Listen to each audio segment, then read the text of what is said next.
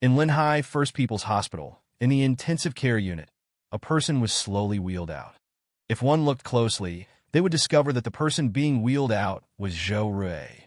Beside him, Zhou Xian followed closely, but at this moment, his face wore a look of misery, a look of despair. Next to them, Zhou Rui's mother, a middle-aged woman, had eyes that were swollen and red from crying. They followed Zhou Rui all the way to the ward. After several days of treatment, Zhou Rui had finally been transferred out of the intensive care unit and into a normal ward. After settling down, Zhou Rui slowly opened his eyes, looked at Zhou Xian and the middle-aged woman, and said weakly, "Dad, Mom, what's wrong with you?" Zhou Xian sighed. He looked at Zhou Rui and said, "Zhou Rui, the family is going to be finished." "What?" Zhou Rui, who had just gotten a little better, felt as if struck by lightning. "They are no longer willing to support us. Without their funding, the bank loans are constantly being taken, and many shareholders are also thieves." "Sorry," Zhou Xian said with a tired look on his face. "We probably won't last a month, and we'll have to declare bankruptcy." "How is that possible? How could this be possible?" Zhou Rui's mind was about to explode. He was originally a top second-generation rich kid in Linhai. He was injured, just woke up and was recovering. He hadn't even investigated how he had the car accident, hadn't even gotten revenge on the person who caused his car accident. But he was told that his family was going bankrupt. Bankruptcy meant he would become a pauper, and the people he had offended before would frantically retaliate against him. Baiyao would be impossible for him to get. Thinking of all this, he felt like his mind was about to collapse. "Dad, you must be joking with me." Zhou Rui hurriedly shook his head and said, "Sai, I've cashed out a little money for you in these 2 days. You and your mother should go abroad, even though your injury hasn't fully healed." After Zhou Xian finished speaking, his face was filled with endless exhaustion. Zhou Rui lay on the bed, his mind in chaos. At the same time, in Linhai, in a very remote, fly-infested restaurant. Although it was just a fly-infested restaurant, the business here was very good, and it was bustling with noise. In the middle area, a middle-aged man in a trench coat sat there. He was wearing gloves, and several dishes were placed in front of him, but the middle-aged man didn't touch them. His face had a deep scar, and just sitting there, he gave people a feeling of deterrence. In his hand, he held a pocket watch. After a while, a man and 2 women walked over, and then sat down in front of them. "You're quite punctual." The middle-aged man put away his pocket watch, glanced at the 3 of them, and said, "I thought you'd been living in this city for too long and had forgotten who you are." A trace of nervousness appeared on the faces of the 3 people, and they quickly sat down, not daring to say a word. The middle-aged man looked at the 3 of them and said calmly, "Receive news. Wang Jiechi will leave Linhai early tomorrow morning. If we let her return to Yanjing, it will be a bit troublesome to take her down again. You must make a move tonight." But the Wang family brought their own experts, and in Linhai, there are also quite a few night watchmen. That's something you need to consider, the middle-aged man said in a calm tone. In addition, 0 of the former night watchmen is also in Linhai. I ran into him last night. Did you fight him? One of the women asked. No, the middle-aged man said here. A trace of embarrassment flashed across his face and said, he went to kill Sean Dempsey's last night. When I heard Sean Dempsey say his name, I couldn't help but run. The 3 people. Then did you see what he looks like? Another person asked. Didn't dare to look. The middle-aged man breathed a sigh of relief and said, so when you make a move, confirm your safety, but I guess you won't make a move either. The former number 2 of the night watchman was injured by me. He should be taking care of him. What about you? The man asked. I have something I need to do. I have to leave first. If you capture Wang Jiechi, take her to Yinjing overnight. I will give you the specific address, the middle-aged man said. Kidnapping Wang Jiechi was originally supposed to be his task, but after knowing about Yi Xian's existence, he planned to slip away first. Yi Xian naturally didn't know about everything that was happening. At this time, he looked at the man in front of him in astonishment and said, we agreed to meet at 7 o'clock. I'm not late. But you're still the last one to arrive. The handsome man said with a smile. So many girls arrived first. Shouldn't you offer some apology? And I have quite a few friends watching the live stream. Xiaoyan, stop it. Wang Jiechi frowned and said. Yi Xian frowned slightly. When he sat down at the table, he saw a mobile phone propped up on the table with a selfie stick. He thought it was for Wang Jiechi and the others to record their last dinner together, but he didn't expect it was Xie Yun doing a live stream. Not surprisingly, this guy should be doing outdoor live streaming, and his popularity should not be low. So many people came to ask him for photos. Yi Xian didn't like being exposed to the attention of many people. Fortunately, the camera lens was facing Xie Yun's side, and not aimed at Yi Xian's side. Xie Yun heard Wang Jiechi actually speak up for Yi Xian, and felt even more unhappy. He opened 3 bottles of wine and placed them on the table and said, "Brother, if you are a man, I think you should drink them. So many people are watching." As he spoke, his expression slightly changed and said, "How about this? I'll drink with you. How about that?" Wang Jiechi hurriedly whispered, "Don't drink with him. Don't look at him being so thin, but he's a food streamer. He can eat and drink a lot." Yi Xian raised his eyebrows and thought to himself, "Very good at drinking? As the only 2 men at this table, I've already said I'll drink with you, no problem, right?"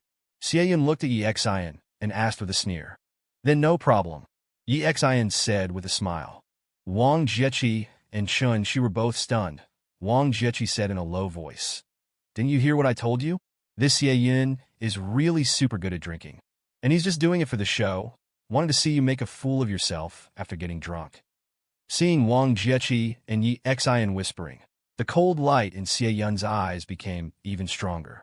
Seeming to be afraid that Yi Xian would go back on his word, he quickly placed the 3 bottles of wine in front of Yi Xian. Yi Xian saw his expression and sighed in his heart. He could see that this Xie Yun obviously had feelings for Wang Jiechi, and he was arranged by Wang Jiechi to sit next to her. Xie Yun was a little unhappy, and coupled with Wang Jiechi chatting with him from time to time, made him even more unhappy. So he wanted to get Yi Xian drunk and see Yi Xian make a fool of himself. "He's really petty." Yi Xian touched his nose. "Brother, I'll go first. You take your time," Xie Yun said, and directly started chugging the bottle. Wang Jiechi and Chun Shi just wanted to stop them, but found that Yi Xian also picked up a bottle, and a trace of helplessness flashed across both of their faces. The 3 bottles of wine were quickly finished. Yi Xian let out a hiccup. Wang Jiechi and Chun Shi were both surprised.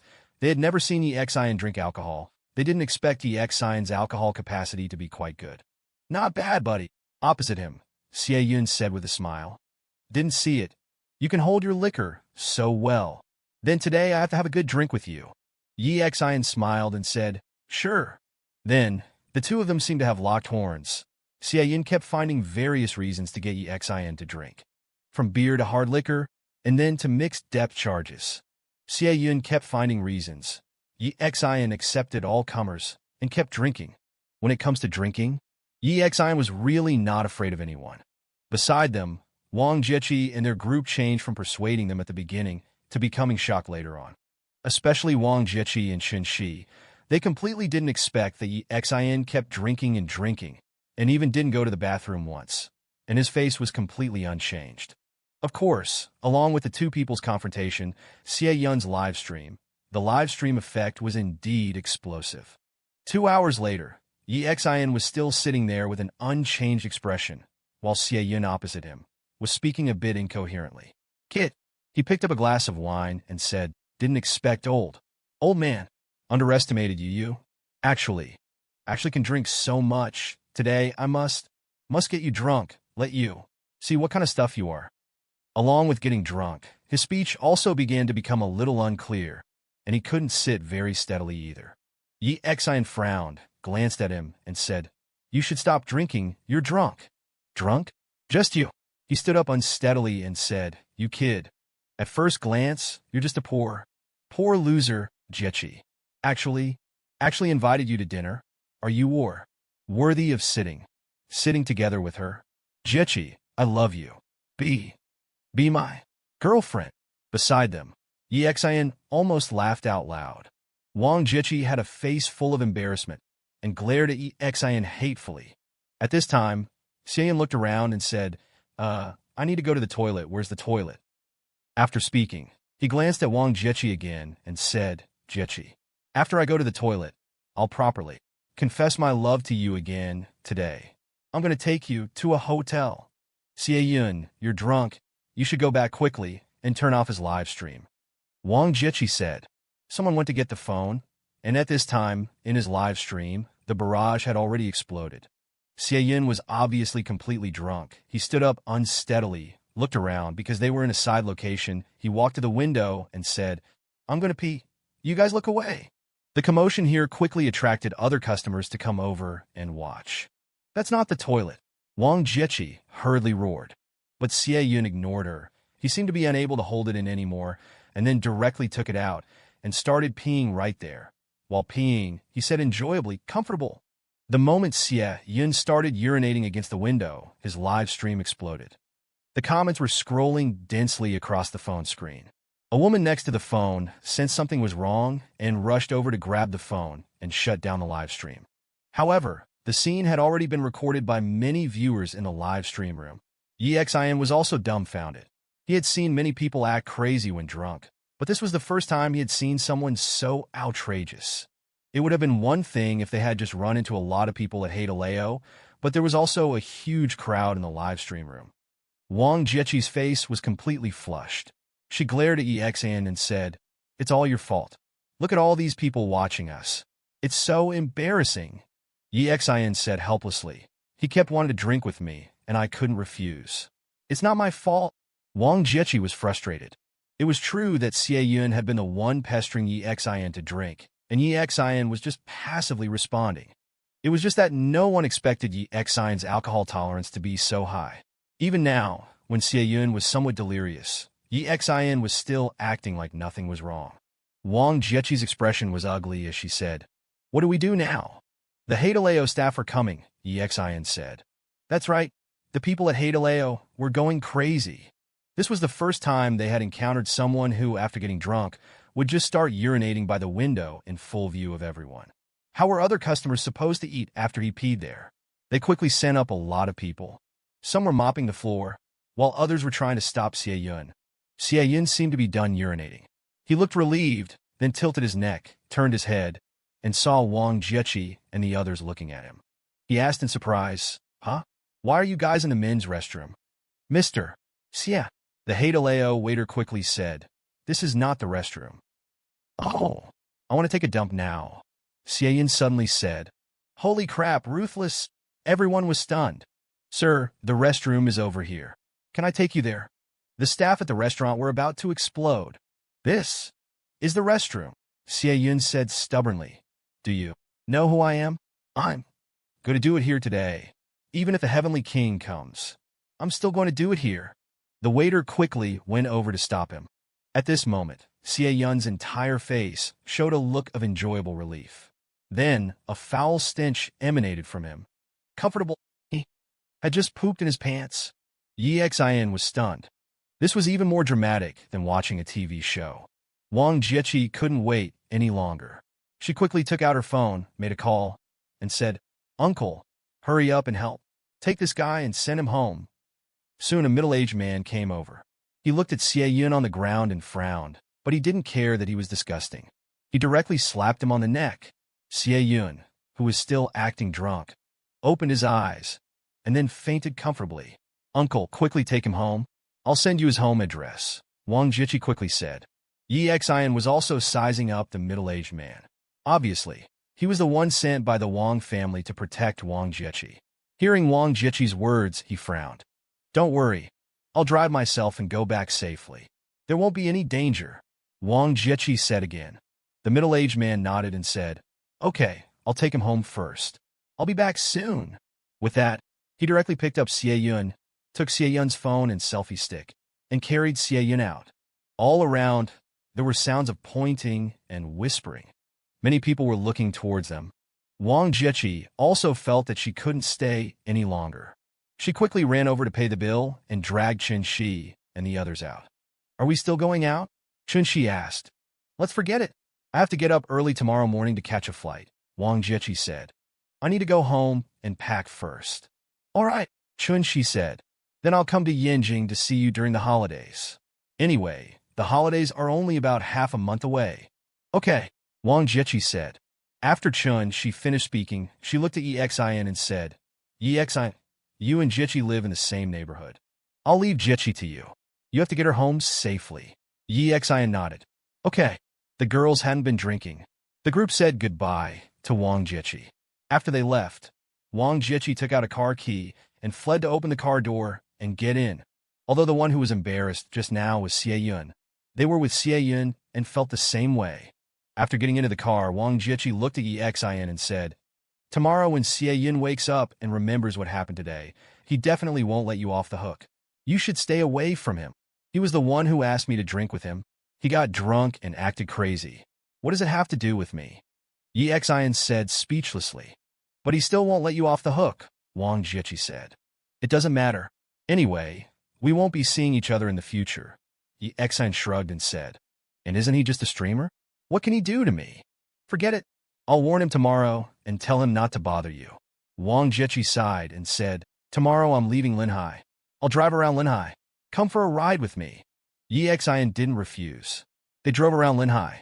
Wang Jiechi looked at Yi Xian strangely and asked, "By the way, Yi Xian, are you really not from the underworld? Here we go again." Yi Xian touched his nose and said, "I don't understand what you're talking about." "TSK. Boring. Wang Jiechi said, "Forget it, let's go back." At this time, it was already around 11 o'clock at night. They drove back to the underground parking garage of the neighborhood. Just as they parked the car, Yi Xian's expression changed slightly, and Wang Jiechi's face changed drastically as she said, "Yi Xian, run." "Huh."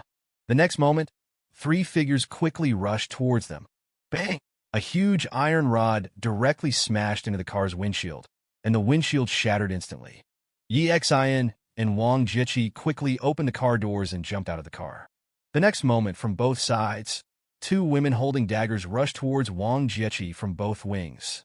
Wang Jiechi's pretty face changed, but she didn't show any panic. A wave of air surged from her body, and she jumped up from the ground and landed on the roof of the car. And on the other side, the man holding the iron rod went straight for Yi Xian. "Stop!" Wang Jiechi shouted. "Don't touch him. I'll go with you." Beside, Yi Xian's expression moved slightly. He didn't expect Wang Jiechi to choose to go with the other party in order to protect him. This girl is quite loyal. TSK, Miss Wang, is this your boyfriend? Your taste in men is not good." The strong man looked at Yi Xian with a smile and said, "Unfortunately, he discovered us, so he must die." Wang Jiechi's face changed. At this time, the strong man's iron rod was raised again. "Yi Xian, don't just stand there, run." Wang Jiechi saw Yi Xian standing there without moving, and her face changed drastically. She thought Yi Xian was scared stiff, and that strong man, the iron rod slammed down hard on Yi Xian's head. "Don't!" Wang Jiechi was horrified and wanted to go and save Yi Xian. But at this time, the two women holding daggers blocked her way. Bang! At this moment, the sound of impact rang out. Wang Jiechi couldn't help but close her eyes. The other three people's pupils contracted at the same time. The strong man looked at Yi Xian in astonishment. He found that the iron rod he had smashed down was grabbed by Yi Xian. At the same time, he saw a smile on the corner of Yi Xian's mouth. Bang! The next moment, Yi Xian punched him directly in the head. Yi Xian punched, hitting the burly man squarely in the abdomen. The man's eyes widened, then began to fill with blood. Bang! His back seemed to have been pierced by a bullet, his clothes ripping open. Pfft! Blood spurted from his mouth. Thump! With bloodshot eyes wide open, he collapsed to his knees, then slumped to the ground. The two women were completely stunned. Instant knockout. What did this mean? Of the three, this man had been the strongest fighter. They were slightly weaker, and this burly man was equivalent to a gold-level assassin in Red Lotus. This level of skill made him a true expert in the underworld. Yet he had been felled by a single punch from Yi Xian. Most importantly, the process wasn't visually spectacular. It was just a punch. The man didn't fly back several meters. But the fact that he didn't fly back was even more terrifying, demonstrating Yi Xian's exquisite control over his power. The two women exchanged glances, the same thought flashing through their minds. Run! But Yi Xian wouldn't give them the chance. Wang Jiechi had closed her eyes when she saw the club swing down. However, the expected scream never came. She heard a thud and opened her eyes. The scene before her stunned her. The burly man lay on the ground. Then she saw Yi Xian explode forward, catching up to the two fleeing women in an instant. He grabbed their clothes and yanked them back. Both women fell to the ground almost simultaneously. Before they could get up, Yi Xian had snatched their daggers, holding them to their throats. "Don't move," Yi Xian said lazily. Wang Jiechi watched the scene in shock. She was considered a skilled fighter among ordinary people, but seeing Yi Xian in action, she knew he was far, far stronger than her, probably even stronger than the people her family sent to protect her. "Top tier at least," she murmured to herself. "Don't just stand there. Come and help," Yi Xian said to her with a smile. Wang Jiechi snapped back to reality and hurried over. Yi Xian handed her a dagger. "Hold her at bay while I make a call." He took out his phone and called Jiqiyu. First floor of the underground parking garage. 3 people attacked Wang Jiechi. "I've subdued them. Come quickly." Seeing Yi Xian's call, Wang Jiechi's eyes flickered. She asked, "Are you Night Watch?" Clearly, Wang Jiechi knew about Night Watch and knew they were secretly protecting her. It wasn't difficult to guess after seeing Yi Xian's call. Yi Xian smiled at her. Don't mention this to anyone." Wang Jiechi stared at Yi Xian, a flicker of excitement in her eyes. The 2 women on the ground paled when they heard Yi Xian was from Night Watch. One of them quickly said, "We were wrong. Please let us go. We were forced to do this. We normally live ordinary lives in the city. If we hadn't come to kidnap her, we would have been killed." "I don't believe you," Yi Xian said dismissively, ignoring their pleas.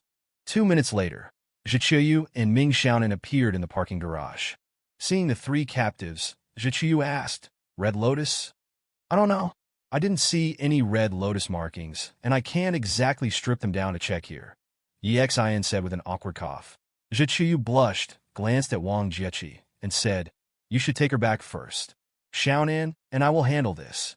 She's returning to Yinjing tomorrow, so let's not have any more incidents." Yi Xian nodded, tossed the daggers to Jiqiyu, and stood up. "Let's go," he said to Wang Jiechi. Wang Jiechi followed Yi Xian into the elevator. When they were alone, excitement sparkled in her eyes. "When you modeled for us before, I knew you weren't ordinary. I knew you were from the underworld, but you wouldn't admit it.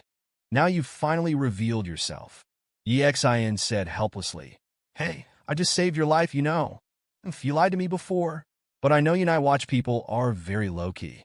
Don't worry, I won't tell anyone, not even my family. What number are you in Night Watch? You're so strong, a top-tier expert, at least in the top 50, right? You know quite a bit about Night Watch," Yi Xian said, looking at her in surprise. "Of course. My dream is to join Night Watch, wear the uniform, carry twin blades, punish evil, and protect the peace of the world." "How cool is that?" Wang Jiechi said. "Unfortunately, my family won't let me." Yi Xian paused. The Wang family, a true reclusive powerhouse, was in a sense part of the underworld. They had their own martial arts heritage. Their children could enjoy peace and a good life in the city. There was no need to risk their lives in Night Watch. "You still haven't told me what number you are?" Wang Jiechi asked. "I don't have a number," Yi Xian said, touching his nose. "Nonsense, if you don't want to tell me, just say so. Don't lie to me again." Wang Jiechi glared at him. The elevator arrived. Wang Jiechi snorted and ran out. "Don't worry, I won't ask. I know the Night Watch rules." She ran off. Yi Xian followed her to the door. Wang Jiechi opened it. Yi Xian thought for a moment and decided to stay with her until her protection arrived, just in case. He followed her inside. Wang Jiechi excitedly asked him about Night Watch. Since she knew a little, Yi Xian selectively shared some information, making her eyes shine. About half an hour later, the door opened, and the middle-aged man from Hadaleo entered. He paused when he saw Wang Jiechi and Yi Xian together, a hint of coldness in his eyes as he looked at Yi Xian. "Uncle," Wang Jiechi said. "Uncle Lin, this is the neighbor I mentioned before, Yi Xian. Yi Xian, this is my uncle Lin Ping." "Hello," the middle-aged man said flatly, glancing at Yi Xian. Then he frowned. "Jiechi, don't bring boys home casually. Your parents will scold you." "Okay, I know," Wang Jiechi pouted. Perhaps afraid of worrying Lin Ping, she didn't mention the attack. Nor did she mention Yi Xian's connection to Night Watch. Back in the parking garage, facing danger, she had been willing to sacrifice herself so Yi Xian could escape. That had greatly increased his favorable impression of her. He stood up and smiled. "I'll be going then. Have a safe trip tomorrow." Wang Jiechi nodded. "If you ever come to Yinjing, call me. I'll show you around." "Okay," Yi Xian smiled. Lin Ping's poker face remained expressionless. He looked at Yi Xin and said, "I'll see you out." Yi Xin didn't refuse. "All right," he nodded. Lin Ping escorted Yi Xin to the elevator. Then he said calmly, "Just take what Jiechi said earlier lightly. Don't take it to heart." Yi Xion's expression shifted slightly. He glanced at Lin Ping. "Which part are you referring to?" "All of it," Lin Ping said, looking at Yi Xion. "Young man, Jiechi has mentioned you a lot recently at home, but I hope you understand who you are and the difference between you and Jiechi. Don't harbor any illusions about her. If you just like her, that's fine. But if she starts liking you too, you'll only be hurting yourself." Ding! The elevator arrived. Yi Xion touched his nose and stepped inside. He didn't respond to Lin Ping's words. Looking at his poker face, he smiled as the elevator doors slowly closed. When Yi Xion returned to Zhichuyu's home, Zhichuyu and Ming Xiaonan were already back. "So fast?" Yi Xion asked, surprised. "I contacted Qin Guoxing directly. They were already in Linhai," Zhichuyu said, then looked at Yi Xion. "Xiaonan and I will be on the same flight to Yinjing as Wang Jichi tomorrow. You should finish up here and come over as soon as possible. There are other missions waiting for you in Yinjing, besides Wang Jichi's situation." "What missions?" Yi Xion asked.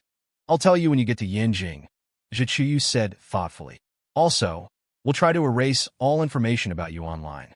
In Yinjing, your identity will be an ordinary company employee." "Seriously?" Yi Xion exclaimed. "You want me to work a 9-to-5 job? It's just an arrangement.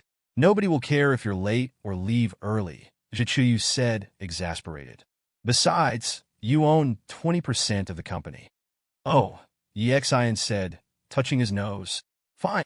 Make your arrangements, assign me the missions, and give me a list of Red Lotus members in Yinjing, as well as those from the organizations involved in the previous attacks. I'll slaughter them one by one." "We'll arrange that," Zhichuyu said with a cold smile. "These underground organizations are becoming increasingly active. It's time to give them a warning." She looked at Yi Xion. "While number 2 is recovering, try to finish everything else here." Yi Xion nodded. "Understood. By the way, how's Shichi doing?" "She's recovering. She can walk around for short periods now. Her recovery ability is quite strong. I estimate she'll be fully recovered in about 10 days, Zhichuyu said. Yi Xion breathed a sigh of relief. After chatting for a while, Zhichuyu and Ming Xiaonan went to pack. Since they were leaving the next day, they weren't going out on night duty. While they packed, Yi Xion went back to the ward to spend some time with Huang Shiqi before washing up and going to bed. The next morning, Yi Xion was woken up by a phone call at around 10 o'clock. It was Lei Bin. "Hello," Yi Xion answered. "What's up? Come to the company," Lei Bin said. "What's going on between you and that Qin Shuer? She's brought people to our company and is causing a scene." "Brought people? Oh, can't you just throw them out?" Yi Xion asked, perplexed. "Throwing them out? Might not be that easy," Lei Bin said, touching his nose. "You'll understand when you get here." Lei Bin hung up. Yi Xion touched his nose, looking at his phone suspiciously. He got out of bed and went to check on Huang Shiqi. "Feeling better?" "A little better." "Help me up. I want to watch some TV," Huang Shiqi said. "Also, I'm a little hungry." Yi Xion chuckled. He helped Huang Shiqi onto the sofa, turned on the TV, and went downstairs to the supermarket to buy her a bunch of snacks. Then he quickly washed up and headed to Hanyu Group. Meanwhile, in a villa on the other side of Linhai, Xie woke up in bed with a splitting headache. He looked around and mumbled, "How did I get home?" Then he realized something was wrong. He was naked. What the hell? His heart skipped a beat. He had no memory of what happened last night after a certain point. He only remembered drinking with Yi Xion, glass after glass, both hard liquor and beer, and then he blacked out. "Damn, that guy can really hold his liquor," Xie Yun cursed. "I hope I didn't make a fool of myself." He opened his phone and WeChat. Ding! Ding! A flood of messages popped up. He opened the first one. Someone had sent him a dozen messages and a video. "Holy shit, Xie, what happened? Did you get drunk yesterday? Someone recorded you peeing on the window and uploaded it online." Xie Yun's heart pounded. He opened the video. Sure enough, it was a video of him drunk, and his head started to spin. He opened the second video. This one was recorded by someone at Hadaleo, when he saw himself saying, "Even if the King of Heaven comes, I'm going to take a shit here today," he wanted to die. He tremblingly opened Weibo. There were over 30,000 comments on his Weibo. The top comment was a trending hashtag giving him a nickname. Hashtag PissKing. Xie Yun's expression gradually morphed into horror as he read the mocking comments on Weibo. Art, he let out a miserable howl. Yi Xian, I'm not done with you. Yi Xian, naturally, was unaware of Xie Yun's new title as Piss King. He arrived at Hanyu Group by taxi, went inside, and quickly found Lei Bin on the top floor. Who is it, he asked. Huang Jiejie, the young master of Xinhai Bank, is here, Lei Bin said with a sigh. You know, old Master Huang favors this grandson the most. He personally brought Qin Shuer here, and it's hard for me to say anything. Yi Xian frowned. The person behind Xinhai Bank was Huang Zhongshu, the old Master Huang that Lei Bin referred to. Although Xinhai Bank had enormous funds, Huang Zhongshu kept a very low profile. Yi Xian only knew 3 members of his family: Huang Zhongshu, Huang Liang, and Huang Zhongshu's granddaughter, Huang Xian. He wasn't familiar with the others. So, Qin Shuer and Huang Jiejie are a thing? Yi Xian asked. Obviously, Qin Shuer's career was built on Huang Jiejie's money, Lei Bin said. Yi Xian touched his nose. Looks like old Master Huang failed in educating his descendants. He actually fancies a white lotus like Qin Shuer. This guy is probably a spoiled brat too. I'll teach him a lesson for old Master Huang. Lei Bin's lips twitched slightly. Probably only Yi Xian would dare to say such a thing. Where are they? Yi Xian asked. In the conference room, Lei Bin replied. I'll take you there. Yi Xian nodded. Led by Lei Bin, they reached a large conference room. Pushing the door open, Yi Xian saw several people inside. Qin Shuer, still wearing sunglasses, sat there prettily. Behind her stood the burly brother Su, nodding and bowing obsequiously.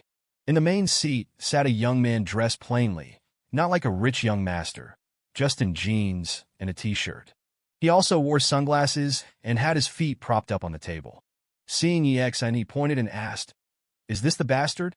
Qin Shuer said in a cloying voice that made Yi Xian's skin crawl. Brother Jiejie, yes, it's him. He bullied me yesterday, cost me the Hanyu Group endorsement, and embarrassed me in front of that disgusting Lu Jia. He even made me lose my script. Huang Jiejie looked at Yi Xian, sneered, and said, Kid, you've got guts. Then he looked at Lei Bin. President Lei, is this kid your illegitimate son or something? Why are you protecting him? Huang Jiejie, watch your mouth, Lei Bin said, frowning. Huang Jiejie scoffed, ignoring Lei Bin completely. He waved his hands slightly. Beat him up first, then we'll talk. He was incredibly arrogant. Lei Bin's expression changed slightly. But Yi Xian laughed. He looked at Qin Shuer and said with a smile, It seems I really need to teach old Master Huang's grandson a lesson. Hearing Yi Xian's words, Huang Jiejie was taken aback. Then his face flushed with rage. How dare you address my grandfather by his name? Yi Xian touched his nose and asked with a smile. Tell me, what do you plan to do now that you're here?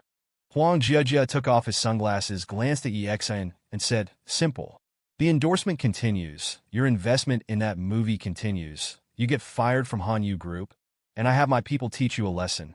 Of course, now that you've addressed my grandfather by name and been so disrespectful, I'm going to have you hospitalized for 2 months, Huang Jiejie said. Qin Shuer sneered. Weren't you quite arrogant yesterday, Yi Xian? Lei Bin scoffed. Huang Jiejie, you think too highly of yourself. I told you clearly, I won't use this woman. Qin Shuer's face changed, and she whined to Huang Jiejie, Brother Jiejie. Huang Jiejie glared at Lei Bin. President Lei, you surely know she's my woman, right? If I hadn't come to Linhai, I wouldn't have known she was being bullied by you. Believe it or not, if I tell my grandfather, he'll withdraw his support for you and help the Yi family instead. Yi Xian touched his nose. She might be many people's woman. What did you say, kid? Huang Jiejie's face turned green. He stared at Yi Xian. What are you waiting for? Beat him up. Let's see who dares to touch him. Lei Bin sneered. Yi Xian waved his hand dismissively. Sigh, as expected, Huang Zhongshu's family education leaves much to be desired. The Huang family actually produced such a spoiled brat. You have plenty of money to waste, so that's fine, but to actually like a white lotus like Qin Shuer is truly disappointing. Today, I have to teach you a lesson on behalf of Huang Zhongshu. He took a step forward. Huang Jejia, with his feet still propped up on the table, didn't have time to react before Yi Xian grabbed him and dragged him out of his chair. Stop! The men Huang Jejia brought with him paled. Don't move! Laban charged forward, kicking one man and pointing a finger at another in a threatening manner. He was from Night Watch. Even with a missing hand, he was no match for these ordinary people. Yi Xian, do you know who I am? How dare you touch me? You must be tired of living. Huang Jejia roared furiously. Yi Qin simulate. Really? Bang! Bang! Bang! Bang! He proceeded to punch and kick Huang Jejia. Of course, he controlled his strength perfectly, inflicting pain but no serious injuries. Ah! Huang Jejia rolled around on the floor from the beating. Qin Shuer was stunned. This was Huang Jejia, the young master of Xinhai Bank, one of the richest people in the world. And Yi Xian was actually beating him up. Although she sat there unharmed, beads of cold sweat appeared on her forehead. She realized she had completely misjudged Yi Xian. She had thought Yi Xian was just close to Laban and that Huang Jejia would easily handle Laban. But now, neither Yi Xian nor Laban gave Huang Jejia any face. Moreover, Yi Xian seemed to know the real owner of Xinhai Bank, Huang Jejia's grandfather, Huang Zongshi. Her scalp tingled with fear. A major reason she had been able to replace Lu Jia was because Huang Jejia was her backer, spending lavishly to promote her. Stop, I was wrong. After being beaten for a while, Huang Jejia couldn't take it anymore. It was too painful. Yi Xian ignored him, landing a few more punches before looking at Huang Jejia with a smile, then turning to Qin Shuer. You should just be a good little white lotus. You know exactly what happened with Lu Jia. You act innocent on the outside, but are full of malice inside. I didn't want to bother with you last time, thinking a small lesson would suffice. I didn't expect you to come looking for trouble yourself. Qin Shuer's face turned pale. Yi Xian took out his phone, found Huang Liang's number, and dialed. The call quickly connected. Yi Xian, what's up? Huang Liang asked. Send me your old man's number. I have something to discuss with him, Yi Xian said. Right away. Huang Liang quickly agreed. After hanging up, he received a message with the number. Yi Xian glanced at Huang Jejia, then dialed Huang Zongshi's number. Hello, a majestic voice answered after a moment. Who is this? It's me, Yi Xian, Yi Xian said with a smile. Old master, how's your health? Very good, very good. You haven't contacted me for 3 years. Where have you been? Huang Zongshi's voice was clearly filled with excitement. Well, old master, let's catch up later when I come to Yinjing. I'm called to tell you something, Yi Xian said. Huang Jejia is your grandson, right? Huang Zongshi nodded. Yes, what about him? Yi Xian truthfully recounted the incident with Qin Shuer's car accident, and then detailed what had just happened. Well done. He deserves it. Huang Zongshi roared. I haven't disciplined him much. He's been spoiled by his mother. He acts like a spoiled brat all day long. Put him on the phone. I'm on speakerphone. You can just talk, Yi Xian said, turning on the speaker. In fact, Yi Xian's phone wasn't very good. The volume was quite loud when receiving calls. Huang Jejia had already heard his grandfather's voice. Now, hearing Yi Xian put him on speakerphone, he quickly said, Grandpa, save me. This Yi Xian is going to beat me to death. It would be best if he beat you to death, you little bastard. Huang Zongshi's voice boomed from the phone. Do you know who he is? He saved my life, your sister's life, and your second uncle's life. You dare to cause him trouble? Apologize to Yi Xian right now. If I hear even a hint of insincerity, I'll break your legs. Ah! Huang Jejia's face paled. He's the one who saved my sister and you? I didn't know. I don't want to hear your excuses. Wait till you get back to Yinjing. I'll deal with you. Huang Zongshi cursed. Huang Jejia's face turned green. He lay on the ground, despairing. Grandpa, I was wrong. And get rid of that actress of yours. If I find out you're still seeing her, I'll cut you off completely. Huang Zongshi added. I'll break up with her. I'll break up with her, okay? Huang Jejia was completely cowed by his grandfather. Then, Huang Zongshi said, Yi Xian, when are you coming to Yinjing? Huang Xian often talks about you. I should be coming in a while. I'll contact you then, Yi Xian said with a smile. I'll hang up now and take care of things here. He hung up the phone, released Huang Jejia, pulled up a chair, and sat down with a smile. Laban also pulled up a chair and sat down, looking at Huang Jejia with a smirk. Huang Jejia was completely subdued. Enduring the pain, he walked up to Yexin and said sincerely, Yexin, I'm sorry, really sorry. I didn't know you were the one who saved my grandfather and sister. If I had known, I wouldn't have treated you like this. Please forgive me. Then, Yi Exine smiled and looked at Qin Shuer. Qin Shuer trembled as she met Yi Exine's gaze. Beads of sweat formed on her forehead. Huang Jejia was a spoiled rich kid, but not completely rotten to the core. He was still filial and seemed to treat his family well. He had a penchant for actresses, so he established an entertainment agency, which housed quite a few big names in the industry. Qin Shuer was one of them, and now their top star. It was no exaggeration to say that Qin Shuer's fame was entirely due to Huang Jejia's financial backing. Now, she had offended Yi Exine, and Huang Jejia, after being beaten up by Yi Exine, had apologized to him. Qin Shuer's scalp tingled as Yi Exine looked at her. He hadn't said a word, but she felt a chill run down her spine. So-called popular stars were nothing in the face of real capital, especially a hype-driven star like Qin Shuer with no real works to speak of. Noticing Yi Exine's expression, Huang Jejia's face showed a hint of conflict. It seemed he was quite fond of Qin Shuer. Setting aside her personality, she was indeed a beauty. Brother Exine? Huang Jejia's address for Yi Exine had changed. He seemed to have made up his mind. Brother Exine, how about this? I'll have our company terminate the contract with Qin Shuer, and we won't have anything to do with her anymore. I won't care which company she signs with. How does that sound?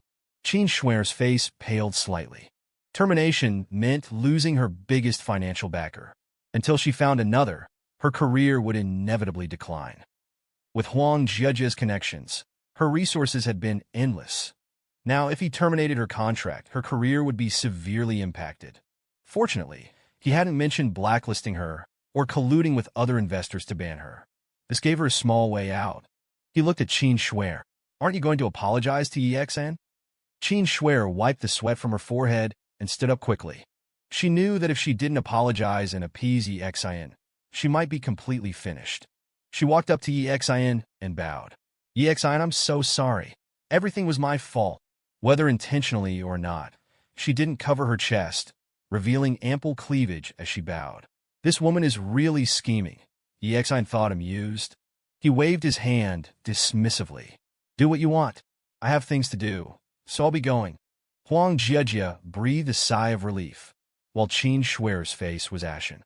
Laban looked at Huang Jejia, then asked Yi Exine, by the way, now that the movie won't be using Qin Shuer, the director contacted me yesterday asking for recommendations. Do you have any favorite actresses? Yi Exine paused, then casually said, You know Lu Jia, right? You can recommend her. See if there's a suitable role for her. Okay, I'll arrange it, Laban said. Qin Shuer's face turned pale when she heard their conversation. Lu Jia, because of this incident, might make a comeback while she might fall to the bottom. A sense of desolation washed over her. Brother Jejia, she looked at Huang Jejia coquettishly. Huang Jejia frowned. You provoked someone you shouldn't have. You can't blame me for this. You heard the call just now. I can't protect you. You're on your own.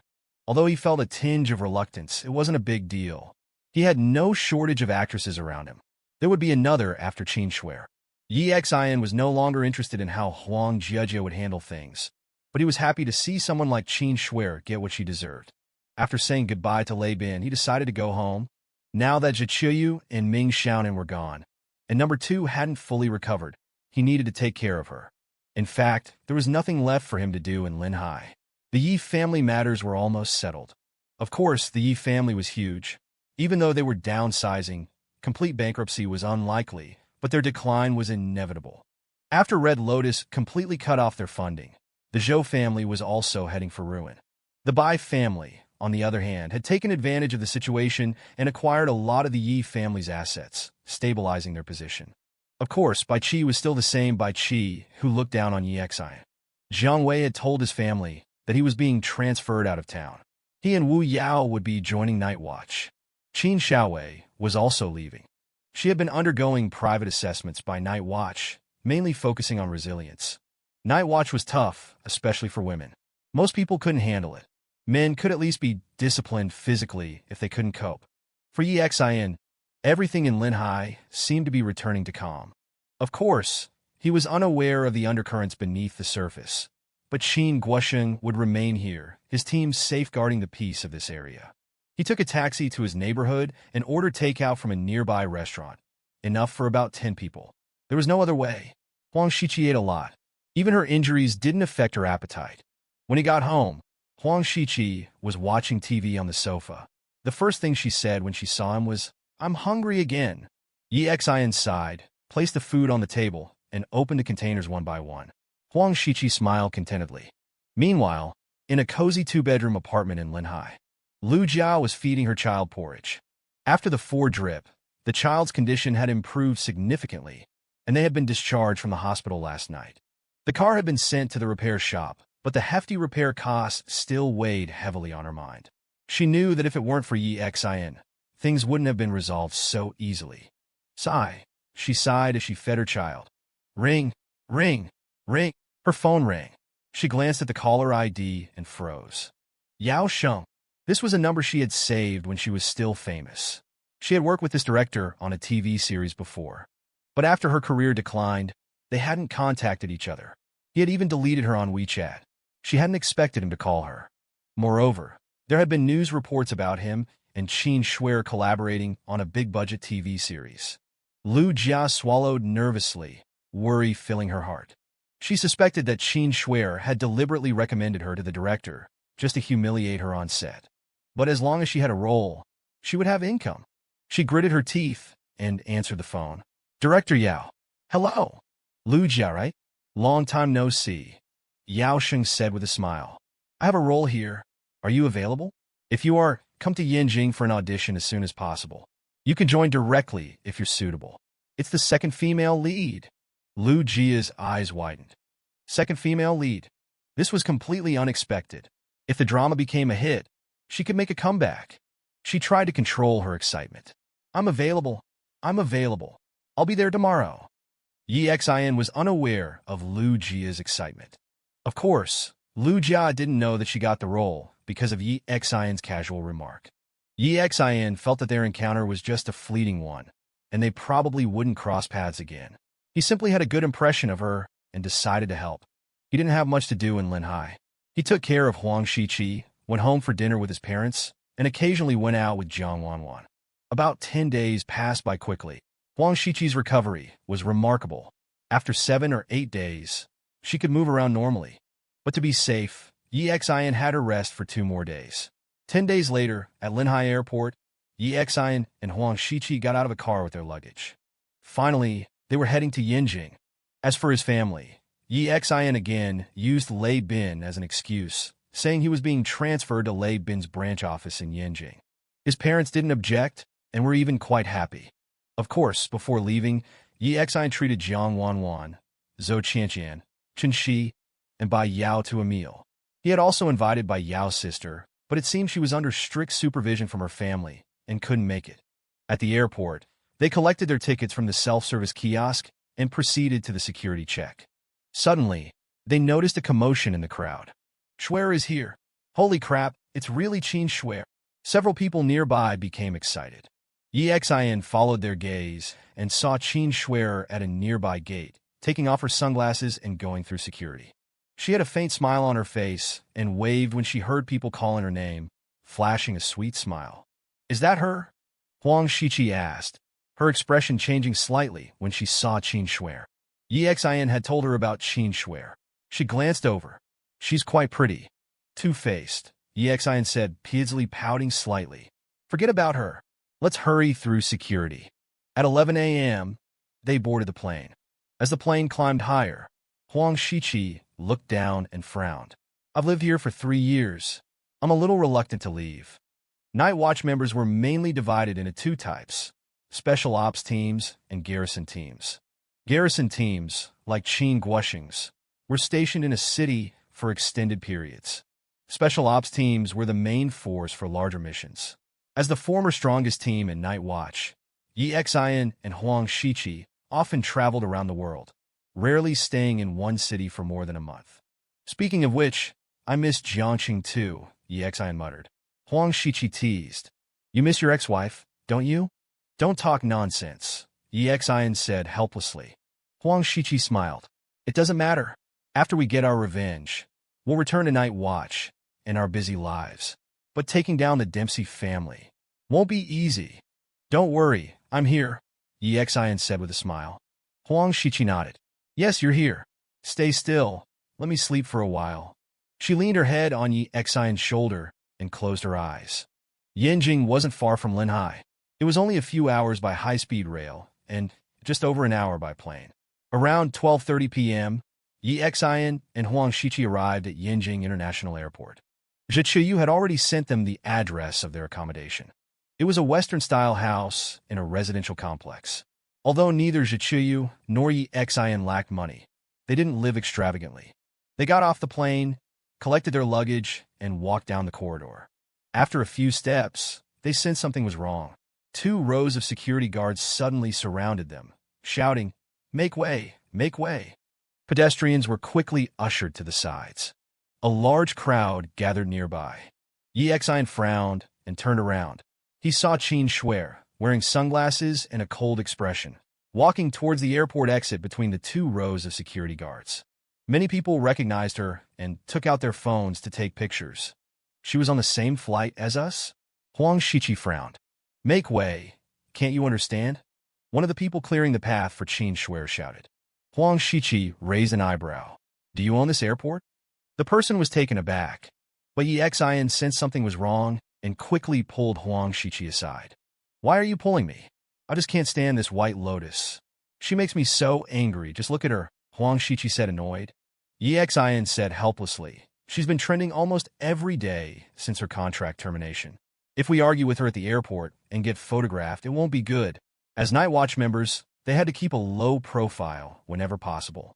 As for settling scores, that was done in private. Huang Shiqi snorted and fell silent. After Qin Shuer left, Yi Xian touched his nose, a sneer appearing on his lips as he watched her go. They took a taxi straight to Zhiqiu's place. Zhiqiu's apartment was near the 5th Ring Road in Yanjing. Although it wasn't a villa, it wasn't cheap either. After arriving, Huang Shiqi moved into a room, while Yi Xian was stuck sleeping on the sofa. The apartment had 5 rooms, but one was a study with no bed, and another had been converted by Zhiqiu into an infirmary and operating room. There were only 3 bedrooms. Yi Xian didn't mind. After putting down their luggage, Zhiqiu gave Huang Shiqi a full checkup. After confirming she was fine, she turned to Yi Xian. The company you'll be working for is called Jida Group. Bring your ID tomorrow and go there. When you arrive, call this number. He's also retired from Night Watch. He was from Team 77162. He's retired from the front lines and now helps manage Night Watch's businesses. Retired Night Watch members who had their own businesses usually managed them themselves. Of course, many didn't have their own businesses, and those people would join the businesses of other Night Watch members as management. Yi Xian nodded. What's his name? Peng Handong, Zhiqiu said. Yi Xian scratched his head. He hadn't heard that name before. But since he was a shareholder of Jida Group, Peng Handong should know him. He just needed to call when he got there. Zhiqiu continued. These are your onboarding documents. Bring them with you. Yi Xian nodded. What about the specific missions? Zhiqiu replied. 2 main missions. One is still ensuring Wang Jieqi's safety. Although she's in Yanjing, the opponents this time are not ordinary. The other mission is to eliminate Lin Xiaohua. Who's Lin Xiaohua? Yi Xian asked. The one who injured number 2. He's also the leader of Shadow, Zhiqiu said. Yi Xian's eyes narrowed slightly. Understood. He glanced at Huang Shiqi, who shrugged. No need to assign me any missions. I haven't officially returned to Night Watch yet, and they don't know I'm here. I'll continue assassinating Red Lotus and Dempsey family members for now. Zhiqiu could only smile wryly and nod. All right, Xiaonan, and I still have to cooperate with the Yanjing Night Watch on night duty. Yi Xian's expression shifted slightly. Who's in charge in Yanjing? Zhiqiu looked at Yi Xian. Number 4. Former number 3. Fu Yu. Hearing the name, both Yi Xian and Huang Shiqi frowned deeply. Fu Yu was much older than Yi Xian and the others. He was a veteran of Night Watch. He wasn't problematic in terms of his stance, but he liked to flaunt his seniority and lecture newcomers. In short, he was a condescending old-timer. Once, a member of Yi Xian's team made a minor mistake and was severely reprimanded by Fu Yu. Naturally, Yi Xian was unhappy and fought him. Fu Yu was soundly beaten by Yi Xian, and after that, he was beaten up again by Huang Shiqi. At that time, Fu Yu was only around number 10 in Night Watch. After being consecutively beaten by Yi Xian and Huang Shiqi, he was pushed out of the top 10. After that, Yi Xian's team and his team were always at odds, with frequent friction. But most of the time, it was Fu Yu's team that got beaten up. There was one benefit, though. Under the constant pressure from Yi Xian's increasingly powerful team, they also improved. Especially Fu Yu. He was older and hadn't had a breakthrough for many years, but under pressure from Yi Xian and Huang Shiqi, he actually fought his way back into the top 10. And later, he climbed all the way to number 3. With the mysterious number 1 rarely appearing, he was practically the third strongest fighter in Night Watch. Logically, with Yi Xian and Huang Shiqi not officially on the roster, he should have taken over as 0. But no, 3 years later, he had fallen to number 4, meaning 3 people had surpassed him. As expected, without the pressure from us, his progress has been too slow, Yi Xian sighed. Huang Shiqi nodded in agreement. But it's definitely a problem. If he's in charge of night duty here, he won't cooperate with us like Qin Guoxing did, Huang Shiqi said. Yi Xian nodded. That was precisely why he was frowning. Ming Xiaonan smiled. That's what you get for always bullying him. Sometimes I felt sorry for Uncle Fu. Forget it, we'll see. If he doesn't cooperate, I'll just beat him up again, Yi Xian said. Huang Shiqi nodded. Poor Uncle Fu, Ming Xiaonan said, shaking her head and smiling. All right, Xiaonan and I need to rest. You two do whatever you want this afternoon, Shichuyu said. They had night duty and needed to ensure they got enough sleep. Yi Xian and Huang Shiqi nodded. They spent the afternoon exploring the neighborhood, familiarizing themselves with the surroundings. After dinner, they went to bed. The next day, Yi Xian woke up at 9 a.m., took his documents, and leisurely headed to Jida Group. He had done some research last night. The company was listed, but its scale was nowhere near Hanyu Group. Still, it had a market value of around 3 billion, which wasn't small. Downstairs, Yi Xian showed his documents to the security guard and entered the building. In the lobby, he called Peng Handong. About 2 minutes later, Peng Handong rushed down, his face lighting up when he saw Yi Xian. 0, he whispered. Peng Handong was tall, almost 1.9 meters, but since he no longer needed to carry out missions, he had let himself go and gained some weight. Yi Xian chuckled and touched his nose. Arrange a position for me. Peng Handong nodded and took him to the HR department. After the onboarding procedures were completed, Peng Handong said, the sales department is on the 5th floor. I'll take you there to meet the staff. Yi Xian shook his head. It's okay. You go ahead with your work. I'll go by myself. Do they know I'm joining? Yes, I've told them, but I didn't reveal your identity. You're joining as an ordinary employee, Peng Handong said. Yi Xian nodded. Okay, I'll go up myself then. All right, when you get to the sales department, just look for Wang Yi. He'll arrange your tasks. Peng Handong paused, then added, by the way, you have shares in several large companies in Yanjing. I'll compile a list with Night Watch and send it to you. If you need anything in Yanjing, you can contact them directly. Yi Xian nodded.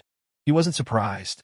Yanjing had many reclusive families and active underground figures. During his 6 years in Night Watch, he had frequented this city. In a sense, this was his true home turf. After bidding farewell to Peng Handong, Yi Xian checked the time. It was around 10:00 a.m. He took the elevator to the 5th floor. As he stepped out, he heard voices coming from the stairwell next to the elevator. Xiaoya, can you see my feelings for you? A man's voice said. Yi Xian glanced over and saw a slightly sleazy-looking middle-aged man talking in the stairwell. Opposite him stood a tall, beautiful woman, the Xiaoya he was addressing. Xiaoya looked conflicted. Manager Wang, I really don't want to date right now. I just graduated and want to focus on my work. Manager Wang? Was this guy Wang Yi? His direct supervisor? Yi Xian watched with amusement. Wang Yi looked at Xiaoya and said earnestly, Xiaoya, in this society, it's actually very easy to get ahead. Think about it. I'm the manager of the sales department, and my uncle is a senior executive in the company. If you're with me, you'll quickly be promoted to team leader. And with my uncle around, your future in the company will be bright. I still want to rely on my own abilities to climb the ladder, Xiaoya said, blushing slightly. Wang Yi seemed oblivious to her polite refusal. He chuckled. You still don't understand. A company like Jida is not easy to get into. It's also quite difficult to climb the ranks. It would be very easy for me to fire you. Manager Wang Yu. Xiaoya's face changed slightly. How about this? I'm not in a hurry. Let's watch a movie after work today and talk more, okay? Wang Yi asked. Xiaoya shook her head. Manager Wang, I have things to do at home after work. Seeing her repeated rejections, Wang Yi seemed to grow impatient, a flash of anger crossing his face. He reached out and grabbed Xiaoya's hand. Oh, resorting to force after being rejected at the company? Yi Xian said with a smile. Both Xiaoya and Wang Yi turned to look at Yi Xian. Xiaoya's face flushed crimson at being discovered. Wang Yi's expression also soured. He glared at Yi Xian. Who are you? What's it to you? Oh, HR told me to come find you. I'm a new employee, Yi Xian said. Wang Yi, feeling his plans had been thwarted, glared at Yi Xian. You don't have to come anymore. Late on your first day of work? I don't need employees like you. Really? You said it yourself? Yi Xian shrugged and tossed his ID card to Wang Yi. Then I'll take my leave. In truth, he didn't really want this job. If Shichuyu hadn't insisted he have a legitimate identity, he wouldn't have bothered coming. Wang Yi hadn't expected Yi Xian to refuse so readily.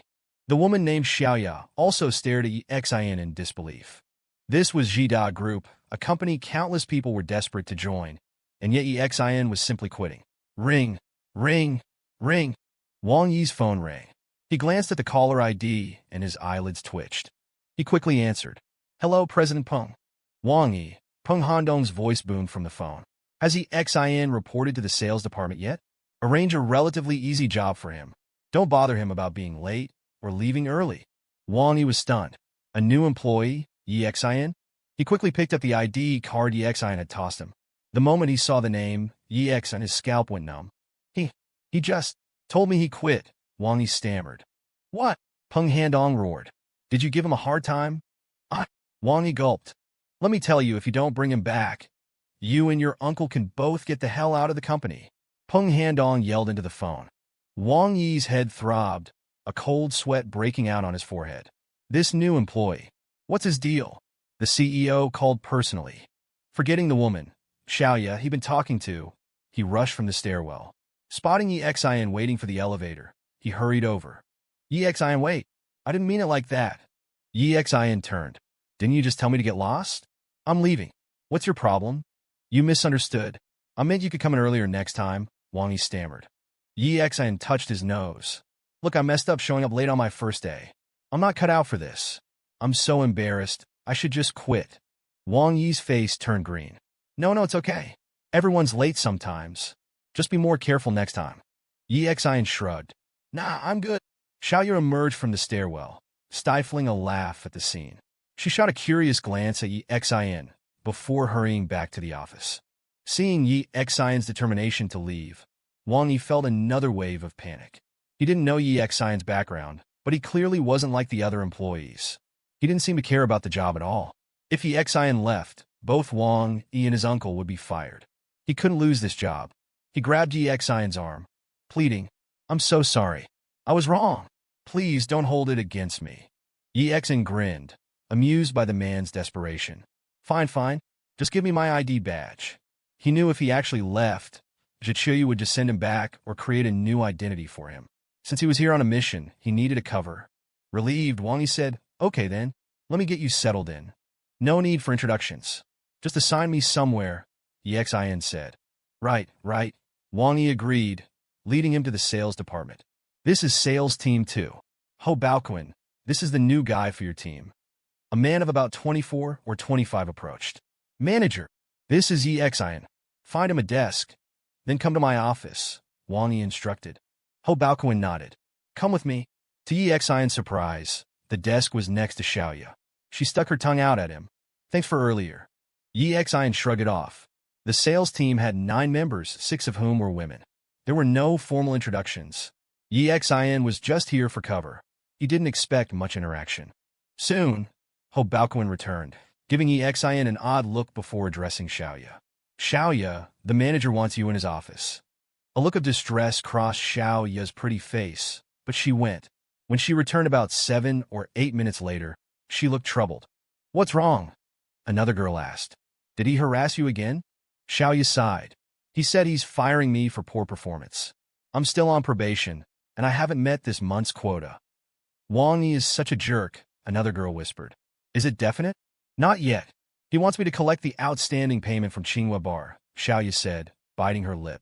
If I don't, I'm fired. Ho Baoquan's face changed. That 8 million from Qinghua Bar is a dead end. They're offering a 15% commission, but no one will touch it. He's trying to force you out. Just be his girlfriend, another girl suggested. What can you do? His uncle's a senior executive. 8 million, 15%. That's over $1 million in commission. And no one will take it. Yi Exine thought, curious. No one wants to collect easy money. You're new, so you don't know, Ho Baoquan explained. The owner of Qinghua Bar is also the owner of the biggest club in Yanjing. He's powerful and mysterious. Plus, bars are usually connected to both the underworld and the authorities. A few people tried to collect the debt and ended up in the hospital. He sighed. It's a lost cause. Wang Yi's just trying to get rid of her. Yi Xian's eyes flickered. Mysterious background? Could Mo Fei be connected to Red Lotus, Shadow, or some other underground organization? He looked at Xiaoya. Debt should be paid. It's ridiculous no one will do it. Xiaoya, right? I'll go with you, but you have to split the commission with me. Xiaoya stared at him, dumbfounded. Ho Baoquan frowned. Yi Xian, forget it. Don't get involved. Xiaoya, just find another job. You're too qualified for sales. Find an office job. It'll be easy with your degree. Xiaoya bit her lip. We'll go together, she said, determined not to lose her job. Are you crazy? The other girl exclaimed. That's Qinghua Bar. Xiaoya's eyes reddened. I have to try. I really need the money. Ho Baoquan sighed. I can't stop you. It would be great for our team. But seriously, that money is uncollectible. Don't risk your lives for it. Yi Xian waved him off. Xiaoya, shall we go now? She nodded. Yes. She quickly gathered her things and stood up. As they left, Ho Baoquan sneered. Thinks he's so great because he has connections showing off in front of a pretty girl. Let's see how he collects that money. What connections? Someone asked. Yi Xian must be someone a senior executive brought in, Ho Baoquan said. Wang Yi told me not to give him any tasks. He's probably just here to play around. Another Wang Yi. The others were taken aback. The girl who had spoken earlier shook her head. Well, we warned them. Can't blame us if they're stupid enough to go. Yi Xian and Xiaoya left the company and headed to the Qinghua Bar. On the way, Yi Xian learned Xiaoya's full name, Linya, a recent college graduate. It was clear Linya lacked real-world experience. After just a brief chat with Yi Xian, she had practically revealed her entire life story. She graduated from Yanjing University, a top university in the country. After graduation, she had an offer from a large state-owned enterprise. However, her mother was diagnosed with a tumor requiring a large sum of money for medical treatment. She came from an ordinary family. Working at a state-owned enterprise offered stability, but the starting salary wouldn't be high. So, she decided to pursue a sales career to earn more money quickly, which led her to Jida. The base salary and commission here were quite good. However, she had only been working for a month and wasn't yet familiar with the business. Soon, they arrived at the bar. The doors were closed, as bars usually opened in the evening. What do we do? Linya's pretty face was etched with worry. Yi Xian checked the time and looked around.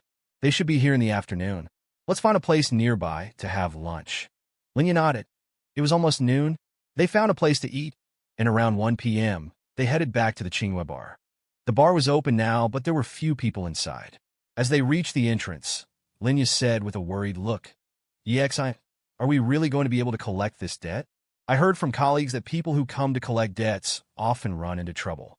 Yi Xian touched his nose. Don't worry. You brought all the documents, right? Yes, Linya nodded. They owe us money. We're in the right. Don't be afraid. Just watch me, Yi Xian said, walking in. Linya quickly followed. The bar's windows were open, and the inside was relatively bright.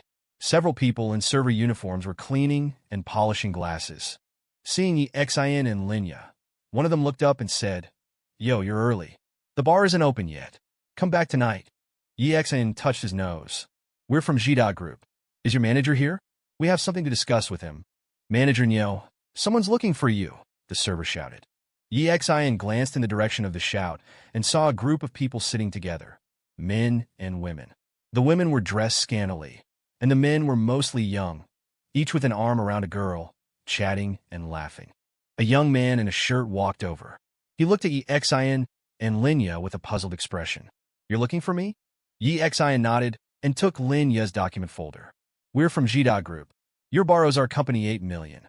It's long overdue, and we're here to collect." "Jida?" Manager Nyo glanced at Yi Xian. "Go back and tell your boss I don't have the money. I'll send it over when I do." He turned and walked back towards the group, ignoring Yi Xian. "Nyo Jifeng, what are you doing? Why are you running away from drinks? Come back here," someone shouted. Yi Xian froze. The voice was incredibly familiar. He looked closely at the group and saw Huang Jiejia, cigarette dangling from his lips, an arm around each of two scantily clad girls, yelling in his direction. "Damn, this guy's into everything," Yi Xian thought, exasperated. "I thought he only played with high-class stuff like actresses, but he's into both high and low end." "Young Master Huang, I'll be right there," Neo Jifeng said. He ignored Yi Xian and turned to go. Yi Xian quickly darted forward, blocking Neo Jifeng's path. "You don't have no money, you just don't want to pay. Our boss said if I don't collect this debt, he'll fire me and my colleague. Just settle the debt with us." Neo Jifeng's eyelids twitched as Yi Xian blocked his way. "Kid, are you deaf? I said I don't have the money. Get lost." "I can't move until you give me the money," Yi Xian said. Neo Jifeng's eyes turned cold. He looked at Linya, his eyes glinting. "I might be willing to pay. If this little chick has a drink with me and spends the night, then maybe we can talk." Linya's face changed drastically. She hadn't expected Neo Jifeng to be so blunt. "That's not going to happen," Yi Xian said with a smile. "Debts must be repaid. You have to pay this money today." Neo Jifeng was enraged. He glared at Yi Xian, a sinister smile flashing across his face. "Kid, do you know what happened to the people your company sent to collect debts before? Do you also want to spend some time in the hospital?" He waved his hand. Several servers surrounded them. Linya's face paled as she saw them approach.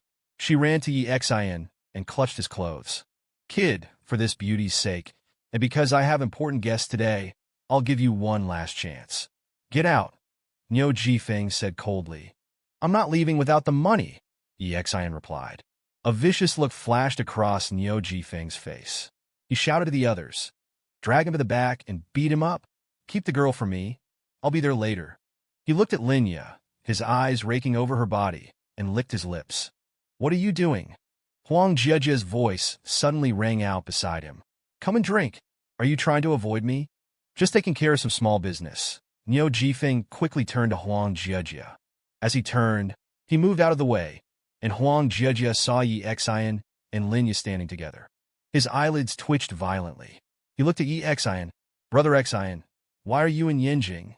Neo Jifeng was stunned. He looked at Yi Xian, then at Huang Jiejia, and asked subconsciously, "Young Master Huang, you know him?" Huang Jiejia's face darkened. He glanced at Neo Jifeng. "I just heard you say you wanted to drag him to the back and beat him up?" Neo Jifeng's eyes widened. Before he could react, Huang Jiejia slapped him across the face. "Damn you, you dare touch my brother Xian? Do you still want to live in Yinjing?" From his practiced movements, it was clear he did this often. This guy was a true spoiled brat. Neo Jifeng was dumbfounded. Who was Huang Jiejia? He couldn't understand why an employee about to be fired from Jida would know him. He didn't dare to retaliate after being slapped. Huang Jiejia snorted. "Hurry up and apologize to brother Xian." Yi Xian waved his hand. "No need for apologies. I'm working at Jida Group now, and Qinghua Bar owes our company 8 million. It's long overdue, and I'm here to collect." Huang Jiejia was stunned, surprised that Yi Xian was working. But he didn't ask further. He turned to Neo Jifeng and snapped. "Are you deaf? Pay up." Neo Jifeng stared blankly, looking at Huang Jiejia, then at Yi Xian. "Then, I'll call our boss." "No need, I'll call," Huang Jiejia said, taking out his phone. Half an hour later, Yi Xian received a check, which he pocketed with satisfaction. "I'll be going then," he said to Huang Jiejia, patting the stunned Linya on the shoulder. Linya's mind was a whirl. The bad debt that had been giving the company such a headache had been collected by Yi Xian so easily. She didn't know who Huang Jiejia was, but he seemed like some kind of big shot, and he was clearly afraid of Yi Xian. She followed Yi Xian outside. Huang Jiejia hurried after them and coughed. Brother Exine, you came to Yinjing and didn't even tell me so I could pick you up. Yi Exine looked at him with a smirk. Sure, and you're here picking up girls in a bar in broad daylight. Huang Jiejie looked embarrassed. Please don't tell my sister or my grandfather, or they'll really break my legs. They don't allow me to come to bars. Don't worry, I won't tell. I'm going back to work, Yi Exine said. Work? Huang Jiejie looked at Yi Exine. With our friendship, just tell me if you need money. What's your bank account number? I'll transfer 10 million to you first. Spend it as you like, and call me if it's not enough. Linya. Huang Jiejie said 10 million, as casually as if it were pocket change. She was speechless. No need. Keep it for yourself. Yi Exine waved his hand.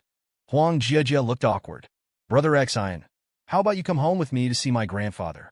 After the Qin Shuer incident in Linhai, I came back to Yinjing, but I haven't dared to go home. My sister said my grandfather will definitely beat me up, so I've been wandering around outside. Could you come with me and put in a good word for me? Yi Exine touched his nose. He had been thinking about visiting old Master Huang since he arrived in Yinjing. He nodded. All right. He turned to the stunned Linya. Xiaoya, you take the check back to the company. I'm going to meet a friend, and we'll be back later. Linya snapped back to reality and nodded quickly. Oh, okay. Huang Jiejie beamed. Brother Exine, this way. My car is parked over here. Linya watched Yi Exine and Huang Jiejie walk away, a strange look in her eyes as she stared at Yi Exine's back.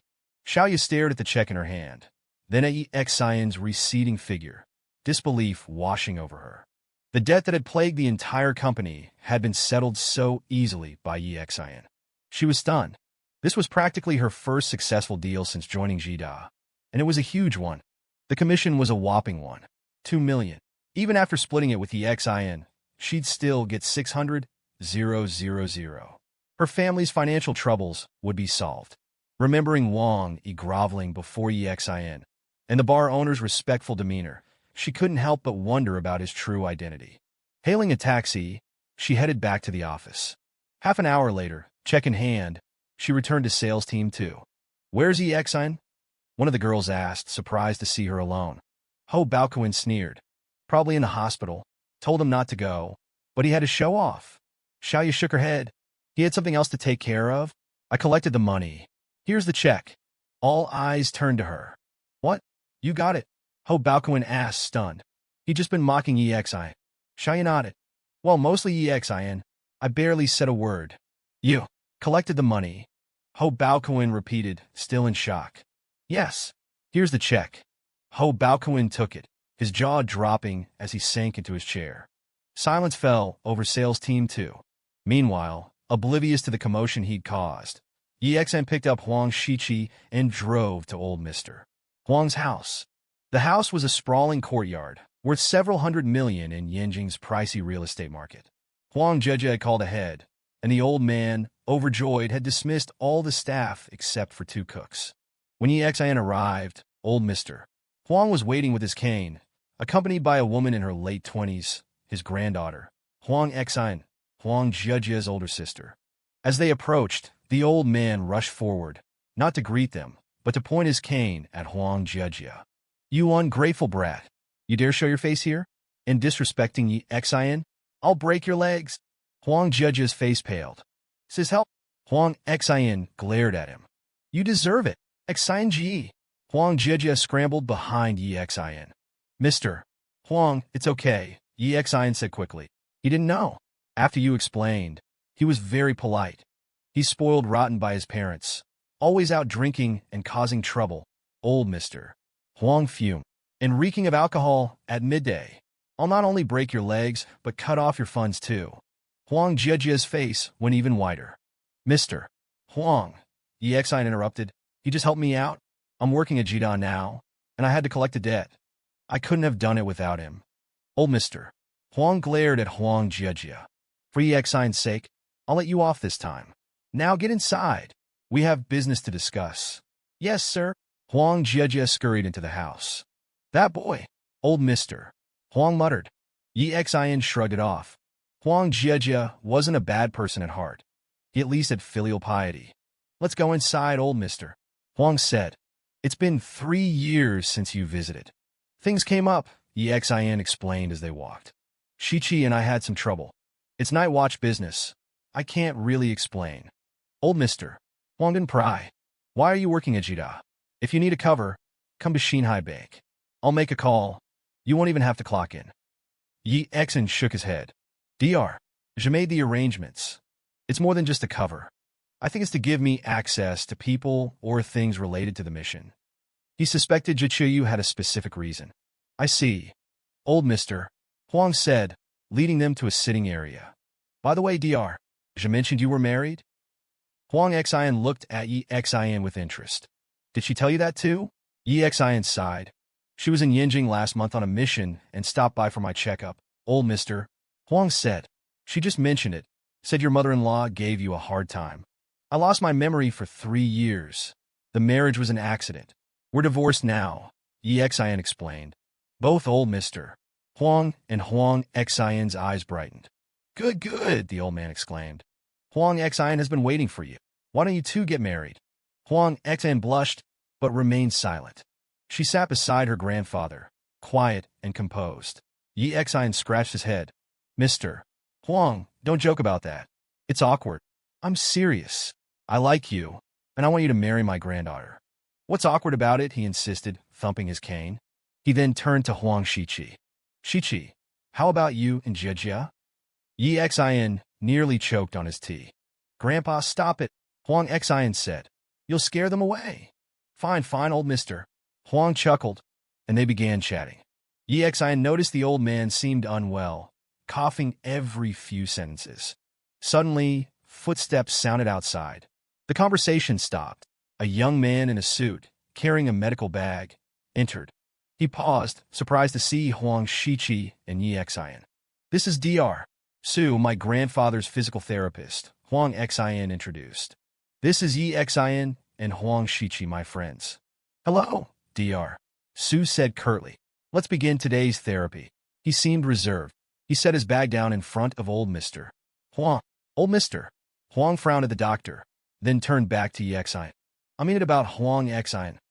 She likes you, and I like you. Think about it. Dr.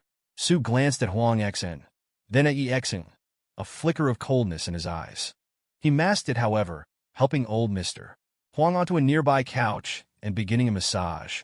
Huang Xian gave a wry smile. Don't mind my grandfather. Dr. Su has been pursuing me, but Grandpa doesn't like him. He's just trying to provoke him. But Dr. Su is a skilled physician, quite renowned in Yinjing. Yi Xian and Huang Shichi exchanged surprised glances. After a moment, Yi Xian frowned. Huang Xian, when did your grandfather start coughing? About 2 weeks ago, she replied. Dr. Je examined him last time and recommended physical therapy. So we found Dr. Su. Why? After each session, Grandpa gets better for a while, but then the coughing returns. Yi Xian's eyes narrowed. He stood and walked over to Dr. Su, gripping his shoulder. Fuyu was much older than Yi Xian and the others. A veteran of Night Watch, he was loyal but also fond of flaunting his seniority and lecturing newcomers. He was, simply put, a condescending old-timer. He had once severely reprimanded a member of Yi Xian's team for a minor mistake. Naturally, Yi Xian was unhappy and fought him. Fuyu was soundly beaten by Yi Xian. And then, he was beaten up again by Huang Shichi. At that time, Fuyu was around number 10 in Night Watch. After being beaten by Yi Xian and Huang Shichi, he was knocked out of the top 10. After that, there was constant friction between Yi Xian's team and Fuyu's, but most of the time, Fuyu's team ended up on the losing side. However, there was a silver lining. Under the pressure of Yi Xian's ever-increasing strength, Fuyu's team was also forced to improve. Especially Fuyu. He was older and hadn't achieved a breakthrough for many years, but under pressure from Yi Xian and Huang Shichi, he actually fought his way back into the top 10. And later, he even climbed to number 3. With the mysterious number 1 rarely appearing, he was practically the third strongest in Night Watch. Logically, with Yi Xian and Huang Shichi off the official roster, he should have taken over as 0. But no, 3 years later, he had fallen to number 4, meaning 3 people had surpassed him. As expected, without pressure from us, his progress has been too slow, Yi Xian sighed. Huang Shichi nodded in agreement. But it's definitely a problem. If he's in charge of night duty, He won't cooperate with us like Qin Guoxing did, Huang Shiqi said. Yi Xi nodded. That was his concern as well. Ming Xiaonin smiled.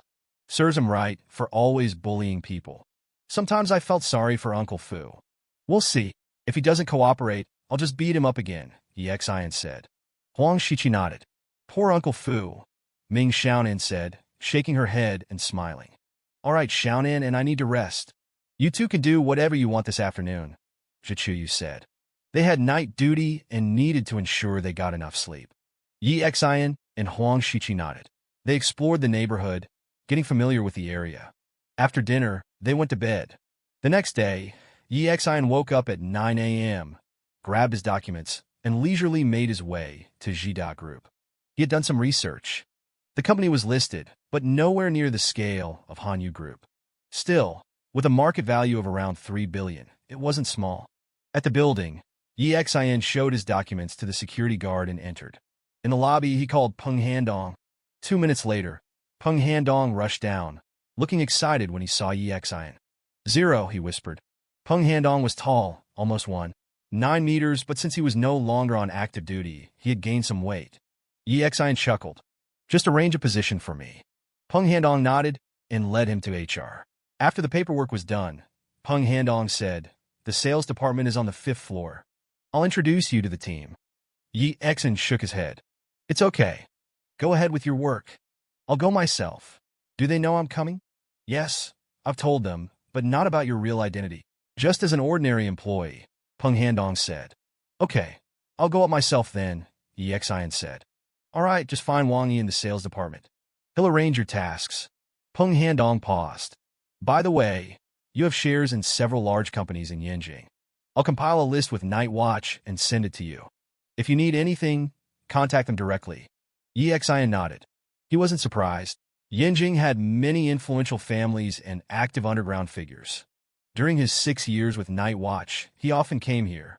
This was, in a way, his home turf. After leaving Peng Handong, Yi Xian checked the time. It was around 10:00 a.m. He took the elevator to the 5th floor. As he stepped out, he heard voices from the stairwell. Xiaoya, can you see my feelings for you? A man's voice said. Yi Xian glanced over and saw a sleazy-looking middle-aged man talking to a tall, beautiful woman, Xiaoya. Xiaoya looked uncomfortable. Manager Wang, I'm not interested in dating right now. I just graduated and want to focus on my work. Manager Wang? Was this Wang Yi's supposed boss? Intrigued, Yi Xian watched. Wang Yi continued, Xiaoya, it's easy to get ahead. I'm the sales manager, and my uncle is a senior executive. Be with me, and you'll be promoted to team leader in no time. With my uncle, your future here is bright. I want to advance through my own efforts, Xiaoya said, blushing. Oblivious to her rejection, Wang Yi chuckled. You don't understand. It's hard to get ahead in a company like Jida. I could easily fire you. Manager Wang Yi, Xiaoya's face paled. Let's watch a movie after work and talk more, okay? Wang Yi asked. Xiaoya shook her head. Manager Wang, I have things to do after work. Growing impatient, Wang Yi grabbed her hand. Oh, resorting to force after being rejected? Yi Xian said with a smile. Both Xiaoya and Wang Yi turned to look at him. Xiaoya blushed. Wang Yi glared. Who are you? Mind your own business.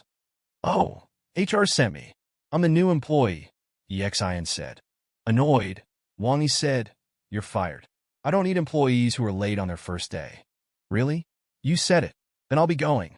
He didn't really want this job anyway. Yi Xian shrugged, tossing his ID card to Wang Yi. You said it.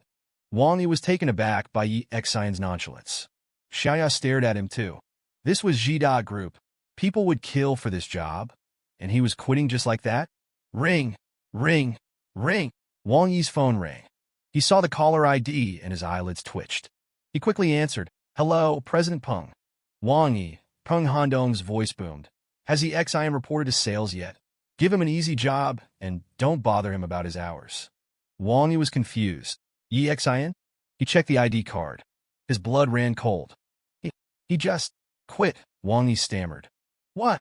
Peng Handong roared. Did you give him a hard time? Wang Yi gulped. Get him back, or you and your uncle are fired, Peng Handong yelled. Yi Xian looked at him surprised. Really? I'd like to see that. It'll blow your mind, Huang Jiejia said excitedly. It's not a place just anyone can get into. He coughed. Of course, it's no problem for people like you and Shichijia. Yi Xian chuckled. This guy's sycophantic attitude was a far cry from his earlier arrogance. It was amusing how someone from such a privileged background could develop such a personality. It's called an underground casino, but it's more like an underworld, Huang Jiejia continued, warming to his topic. It's a whole world down there. Bars, KTVs, gambling auctions, you name it. Yi Xian already knew this. The place had originally been a massive air raid shelter from the war. Years ago, someone had bought the land, expanded the shelter, and transformed it into a casino, initially catering to the wealthy. As more affluent patrons frequented the place, they started bringing in their own food and entertainment, leading to the development of various businesses, including a black market for antiques and artifacts. It had gradually become a sizable underground world. But the best part, Huang Jiejia said, his eyes gleaming, is the underground fighting ring.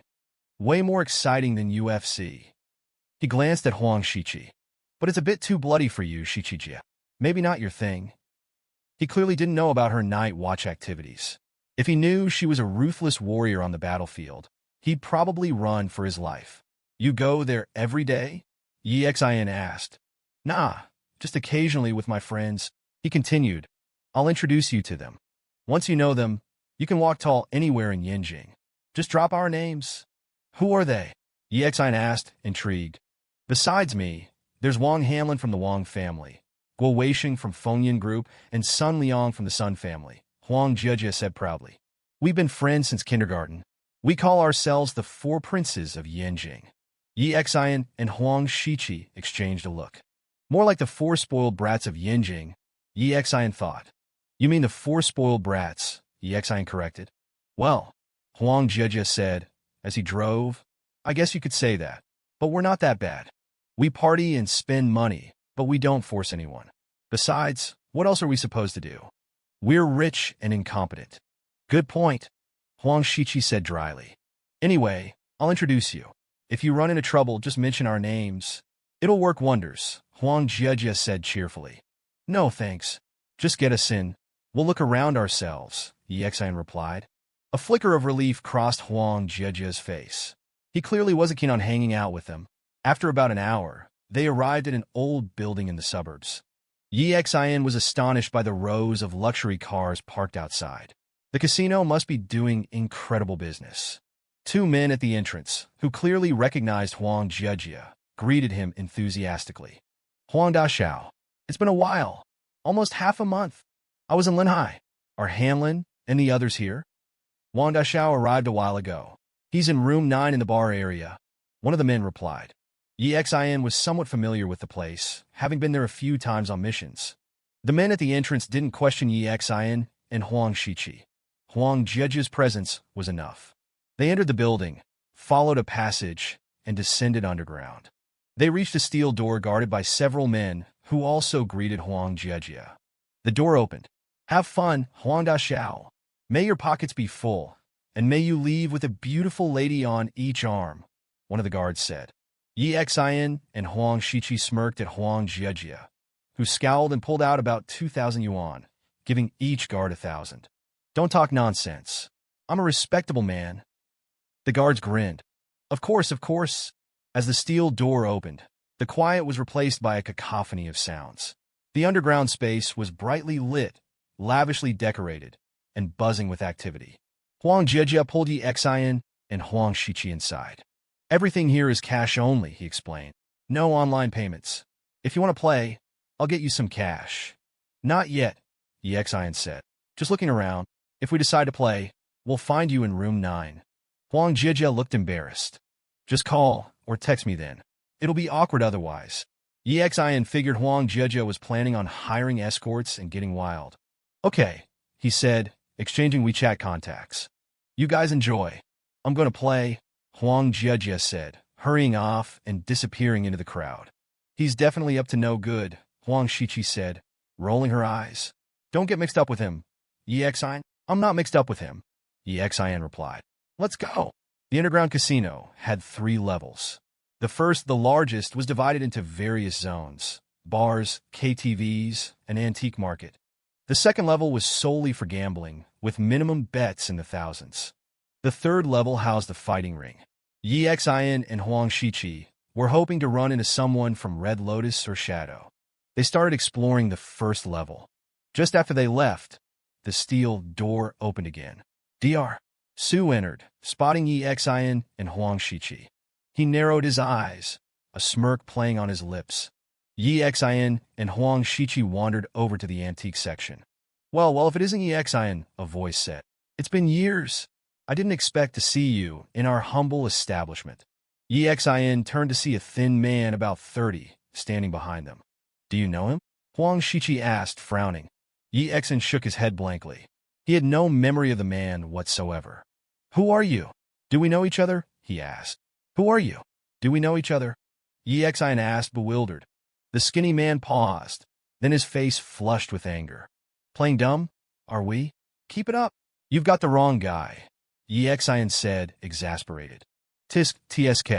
Looks like you really don't remember me, but I remember you clearly. I used to fantasize about skinning you alive, the skinny man snarled. 5 years ago, we were colleagues at Fengyan Group, remember? Oh wait, I was your superior, and thanks to you I got fired. Fengyan Group. The name stirred a faint memory. 5 years ago, Yi Xian had been in Yinjing on a mission, the same one where he'd saved Huang Zanqi. Night Watch had received intel about assassination attempts on several wealthy individuals in Linhai, including executives from Fengyan Group and Huang Zanqi from Xinhai Bank. Yi Xian and Huang Shiqi had been sent undercover, he to Fengyan Group and she to Xinhai Bank. That's how they'd acquired the Xinhai Bank diamond card. Fengyan Group had also granted him some company shares, the dividends from which were regularly deposited into his account, managed by Night Watch. As the man continued, Yi Xian started to recognize him. Oh, I remember now. What was your name again? Wu Jin, right? The skinny man's face turned green. It's Wu Jin. Yi Xian cringed, scratching his head. Right, sorry, but we didn't have any issues, did we? Why would I care if you quit? Wu Jin scoffed. No issues? Don't play innocent. I'd finally climbed the ladder to a decent management position at Fengyan Group. We had a joint project with Xinhai Bank and I assumed I'd be in charge. But no, it was handed to you, a newbie. Naturally, I was pissed. You were always late and leaving early. What made you so special? Wu Jin sneered. I complained to upper management, suggesting you must have bribed someone. And guess what? I got fired. Yi Xian had indeed been constantly late and leaving early, but he'd been investigating leads. And since the collaboration's purpose was to protect key personnel from both companies, the project had to be assigned to him and Huang Shiqi. This guy had reported him and gotten fired as a result. Serves him right, Yi Xian thought. But getting fired was a blessing in disguise. Wu Jin continued, a hint of arrogance in his voice. I started my own company and in just a few years, built it into a multi-million-dollar business. Congratulations, Yi Xian said, rubbing his nose. If that's all, we'll be going now. Hold it, Wu Jin sneered. How can you be here? You think I don't know? After I got fired, you got fired too. You couldn't possibly afford this place. How did you get in? He looked at Huang Shiqi. Are you relying on a woman? Let me tell you, this guy is a loser. Stay away from him. Huang Shiqi smiled, leaning against Yi Xian. But I like him this way. What can I do? Wu Jin's face contorted. You really are a useless bum. Now depending on a woman. Yi Xian shrugged, not bothering to respond. Let's go, he said to Huang Shiqi. Yi Xian, I've been wanting revenge ever since you cost me my job. You dare come back to Yinjing? We'll see about that.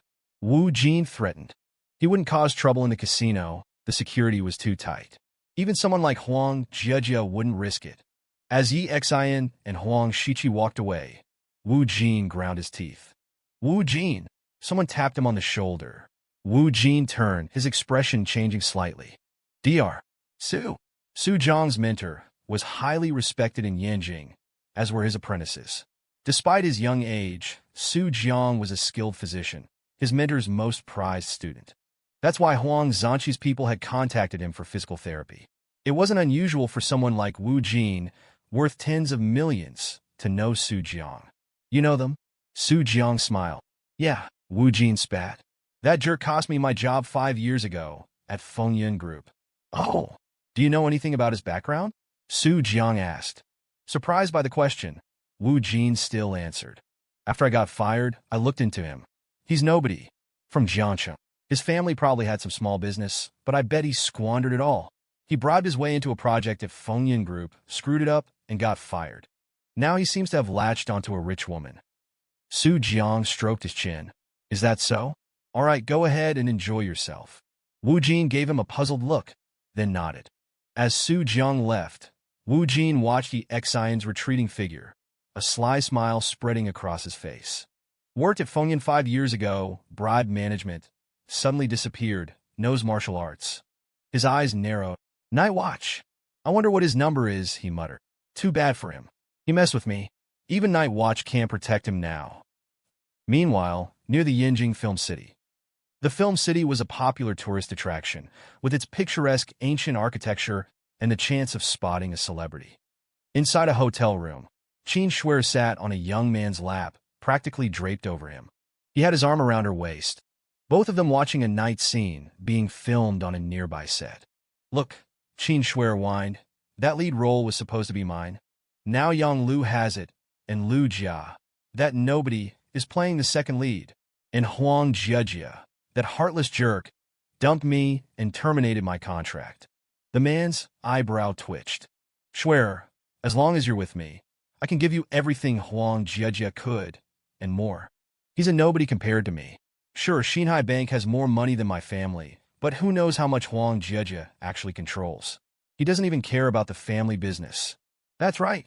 You're the heir to the Xie family, Qin Shuer said.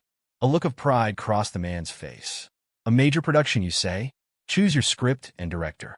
I'll pull some strings and make you even bigger than before. Qin Shuer pouted. That's not enough. Can you blacklist Lu Jia? The man frowned. Oh, you can't? Qin Shuer said with a forced smile. Okay then. Can't? She's a D-list actress with a bit of fame and a handful of fans. Blacklisting her is child's play, the man scoffed. Meanwhile, in the Cloud Water Villas, a residential complex on the outskirts of Beijing, Lin Xiaohua sat in his living room, nervously fiddling with a pocket watch. The scar on his face looked particularly menacing as he frowned, his gaze fixed on the ticking watch. Suddenly, a knock echoed through the room. Lin Xiaohua rushed to the door. Standing there was a near 7-foot-tall, hulking figure with an impassive face, holding a deck of cards. His movements were stiff and robotic. Jianxing, you're 3 minutes and 6 seconds late. Lin Xiaohua blurted out, his entire body tense. This poker-faced giant was Jianxing, the #1 ranked underground assassin, former Zero of the Night Watch, and now a traitor to the organization. Jianxing looked at Lin Xiaohua, his face devoid of emotion. You assassins are all psychos, he said, his voice raspy. Lin Xiaohua, though not ranked, was a killer like Yilan Tian. He had severe OCD and an obsession with punctuality. And you're the #1 underground assassin, Lin Xiaohua retorted with a sneer. Jianxing glanced around, entered the room, and closed the door. He sat on the sofa, shuffling the cards. You disappointed me. You couldn't even handle Wang Jieqi. Is that so? Lin Xiaohua countered. You knew former Zero of the Night Watch was in Linhai. You were too scared to go yourself, so you sent me. I wasn't scared. I simply wanted to avoid conflict with the Night Watch, Jianxing replied, flicking a card onto the table. Enough talk. Wang Jieqi is back in Linhai. What now? Lin Xiaohua asked. I still don't understand why the Wang family has to be involved. Jianxing's raspy voice filled the room. Learning some history would do you good. Fine, Lin Xiaohua said impatiently. What's the plan? Jianxing rubbed his nose. You continue. Find a way to capture Wang Jieqi. Direct confrontation with the Wang family is unwise. And you? Lin Xiaohua asked. I have my own business to attend to, Jianxing replied flatly. Yi Xian, oblivious to these events, wandered the underground gambling den with Huang Shiqi. A staff member in uniform approached them and bowed. Mr. Yi Xian and Miss Huang Shiqi. Yi Xian and Huang Shiqi exchanged glances. Can we help you? Mr. Huang Jieqi sent me, the staff member said with a smile, handing them a small jade token and an invitation. This grants you access to the auction on the first floor. Mr. Huang said you're welcome to browse and bid on anything you like. He'll cover the cost. Yi Xin was taken aback by Huang Jiajia's extravagance. The staff member handed Yi Xin another invitation. This is a VIP invitation to the underground fighting arena on the 3rd floor. The matches begin at midnight. Yi Xin nodded. Access to the 3rd floor indeed required a ticket. The arena was small, holding only a few hundred people, so tickets were expensive. While the price wasn't outrageous for those frequenting the gambling den, acquiring one was difficult. Thank him for me, Yi Xin said, accepting the token and invitation. Enjoy your time, the staff member said with a professional smile. After he left, Huang Shiqi scoffed. This place is run by former gangsters, yet the staff are so professional. Everyone's just trying to make a living, Yi Xin said. Come on, let's check out the auction. They followed the signs. The auction house was a large tent on the 1st floor. It hadn't opened yet, but a crowd holding jade tokens had already gathered outside. Entry requirements were stringent. Ordinary gamblers couldn't enter. As they observed the crowd, a voice called out. Yi Xin turned to see Wu Jin standing nearby, a sneer on his face. You want to get into the auction? Yi Xin frowned. Is there a problem? Wu Jin scoffed. Do you even know the requirements? Someone like you? Even I can't get a ticket. You can't get in, so I can't either? Yi Xin asked, amused. This auction only has 3 items, all extremely valuable, Wu Jin explained. Only 50 seats are available, reserved for VIPs. You? What makes you think you're qualified? Yi Xin was surprised by the strict requirements. He'd visited the gambling den 5 years ago, but never the auction. Wu Jin looked at Huang Shiqi. Is this beautiful lady an heiress from one of Beijing's elite families? No, Yi Xin said with a shrug. I knew it. A real heiress would never look at you. Wu Jin sneered. Take my advice and leave. Don't embarrass yourself. Huang Shiqi looked at him. You can't get in either. What are you doing here? Wu Jin stammered, his face flushing. I can watch the live broadcast on the screen. I want to see what they're auctioning. There was indeed a screen by the entrance. Yi Xin couldn't help but smile. Wu Jin caught the smile. Are you mocking me? He asked, anger flashing in his eyes. Yes, Yi Xin replied, not bothering to deny it. As if you can get in, Wu Jin said, his face darkening. What if I can? Yi Xin challenged. If you can get in, I'll run naked around the 1st floor. Wu Jin scoffed. As Yi Xin was about to retort, Huang Shiqi nudged him and subtly gestured toward someone nearby. It was Su Jiang, dressed in a suit, wearing glasses, and watching them with a faint smile. A cold glint flickered in his eyes. What's he doing here? Huang Shiqi asked. He probably still resents us for exposing his scheme against Grandpa Huang. Yi Xin shrugged. Let him be. As long as he doesn't bother us, I don't care who he is. Suddenly, the doors opened. Several people emerged. The auction is about to begin. Please enter, esteemed guests. As the chatter filled the room, many of those waiting stood and instinctively moved towards the entrance. They presented their jade tokens one by one and filed inside. Su Jiang scoffed, pulling a small jade token from his pocket and flashing it provocatively at Yi Xin, as if to say, I have one, do you? Yi Xin touched his nose, a slight smile playing on his lips. Wu Jin watched the procession of VIPs enter the auction hall. He clenched his jaw, muttering under his breath. One day, I'll be in there too. Yi Xin found his fervent whisper amusing. After the initial rush subsided, he exchanged a glance with Huang Shiqi and headed for the entrance. Seeing them approach the door, Wu Jin's face contorted in disbelief, then into a sneer. Show-offs, he muttered. Yi Xin, overhearing him, reached the entrance and casually pulled his own small jade token from his pocket. The attendant gestured them inside. Turning back, Yi Xin flashed the token at Wu Jin. I'll be expecting you to run laps around the building when I come out. Wu Jin froze, his mind reeling. He has a token? He'd clearly seen Yi Xin, not Huang Shiqi, produce it.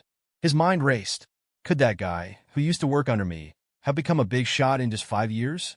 No, impossible, he muttered, shaking his head. If he were that successful, he'd be plastered all over the news as a young entrepreneur. It must be that woman. She must come from a wealthy family. He paused, still perplexed. But why would someone from a good family be with him? As Yi Xin and Huang Shiqi entered the hall, Wu Jin clenched his jaw, a bitter taste in his mouth.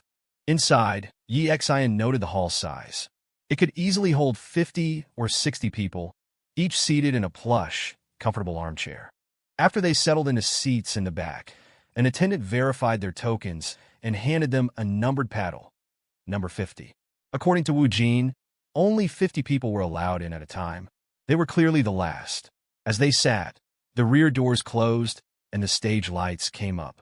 A woman in a revealing dress walked on stage, microphone in hand. She bowed. "Welcome to tonight's auction. Let's begin with our first item." An assistant carried a long box onto the stage, placing it carefully on a stand. He opened the box. Inside lay an exquisite-looking knife. Clang! The assistant drew the knife.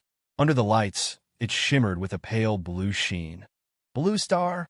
Yi Xian and Huang Shiqi exchanged a stunned look. The Blue Star knife. Night Watch agents typically use dual blades. In the underworld, there was a ranking of weapons. Yi Xian's own blades, Breaking Wind and Nameless, were ranked 7th and 2nd, respectively. The Blue Star was ranked 5th. Yi Xian had only heard of it. It had been lost for nearly 20 years. He never expected to see it here. Could it be a fake? Huang Shiqi whispered. "I won't know until I get my hands on it," Yi Xian murmured. On stage, the assistant placed the blade against a steel pipe as thick as a wrist. The pipe was effortlessly sliced clean through. It truly cut iron like mud. Yi Xian exhaled. "It must be real. I want it." Huang Shiqi breathed, her eyes gleaming. She had her own blades, but they weren't nearly as renowned. The Blue Star was mesmerizing. "I'll get it for you no matter the cost," Yi Xian assured her. A top-tier weapon like this could significantly enhance Huang Shiqi's combat abilities. Such a weapon's value transcended mere money. As the assistant demonstrated the blade's sharpness, the room erupted in excited murmurs. These were some of the wealthiest people in the country, and while most didn't recognize the blade's significance, they saw its sharpness and coveted its collector's value. Only a few, like Su Jiang near the front, understood its true worth. He licked his lips, his eyes burning with avarice. The host announced, "The Blue Star knife. Starting bid, 50 million. Minimum increment, 10 million. 60 million. 70 million. A flurry of bids followed.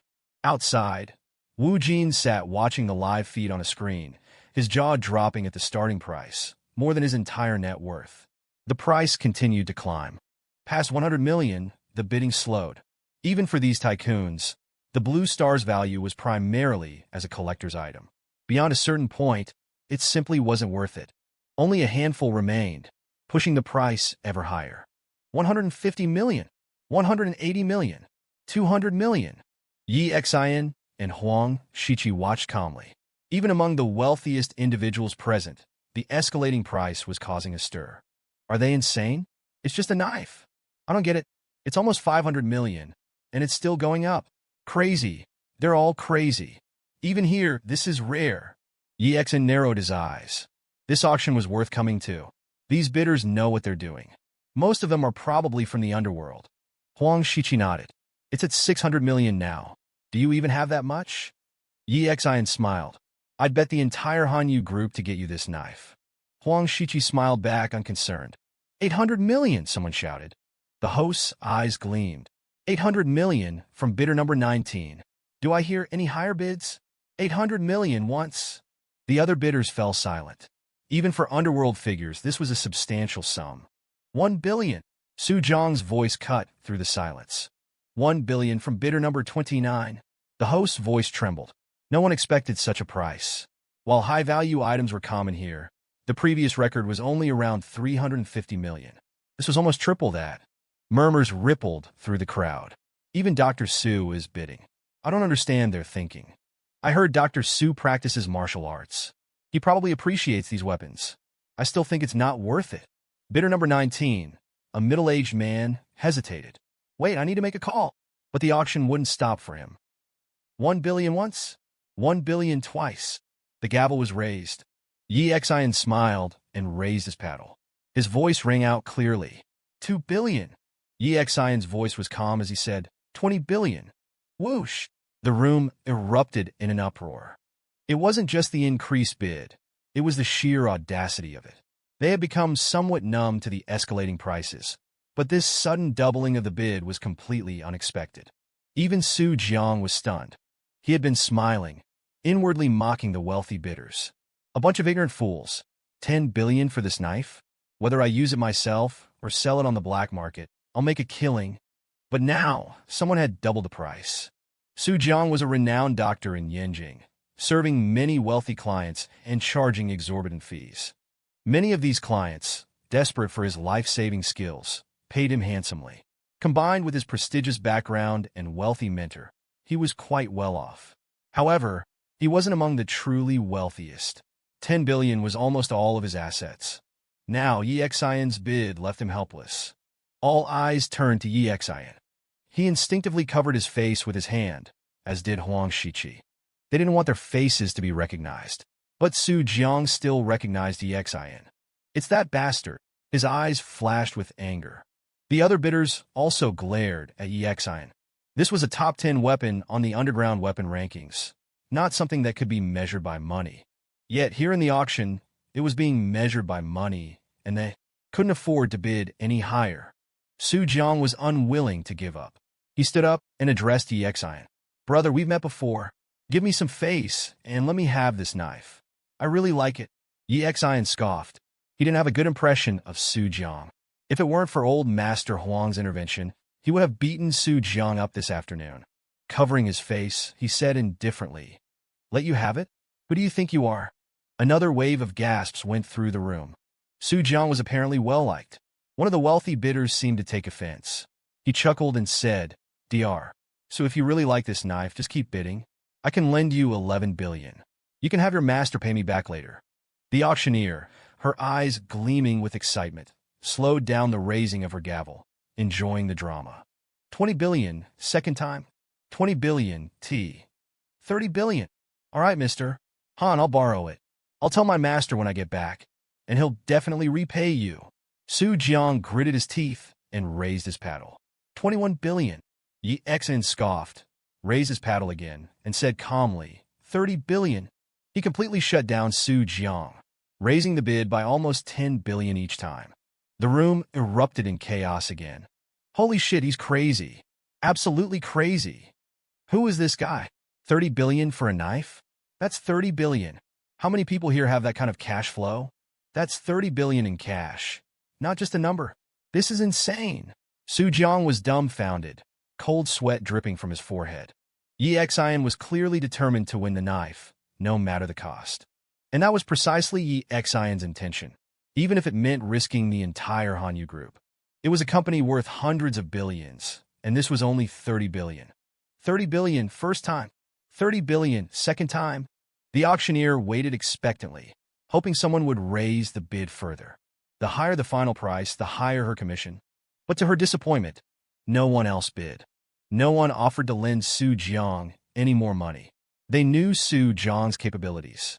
10 billion was possible, but any more than that would be difficult for him to repay. Besides, most people thought spending over $1 billion on this knife wasn't worth it. It didn't look like a priceless antique, just sharp and clearly a product of modern craftsmanship. Its collector's value wasn't that high. The auctioneer sighed. 30 billion, third time. Bang! The gavel fell. She breathed a sigh of relief. This price was enough, almost 10 times the auction house's previous record. Her commission would be enormous. Su Jiang's face was grim. He turned and glared at Yi Xian. Yi Xian looked back at him disdainfully. He had a good relationship with old Master Huang. He was already displeased with Su Jiang for scheming against the old man. Su Jiang had better not provoke him. If he did, he wouldn't hesitate to teach him a lesson. After the auction, a staff member brought the item to Yi Xian. Handing it over, he smiled and said, "Sir, please give us your jade token." "Don't we pay directly?" Yi Xian asked, taking out his Xinhai Bank diamond card. "No need," the staff member replied. "Due to the large transaction amounts at the auction, all jade tokens are registered. We settle privately after the transaction." Yi Xian was surprised. This underground auction house was more powerful than he had imagined, not even afraid of people running off with the goods. But then he understood. Everyone here was a big shot. With registered identities, their assets were easily traceable. He nodded and handed over the token. The staff member inserted it into a machine for verification. When Huang Jiejia's name appeared on the screen, he paused slightly. But he didn't ask any questions. "All right," he nodded, returning the token. Yi Xian smiled and tossed the box to Huang Shiqi. Huang Shiqi excitedly opened the box and caressed the exquisite scabbard, her eyes shining. Outside the auction house, Wu Jin stood dumbfounded, his jaw practically on the floor as he stared at the screen. He gritted his teeth and decided to leave. First, he didn't want to be mocked by Yi Xian. Second, it was too demoralizing. 30 billion. The final price was 30 billion. It was too outrageous. His pride was wounded.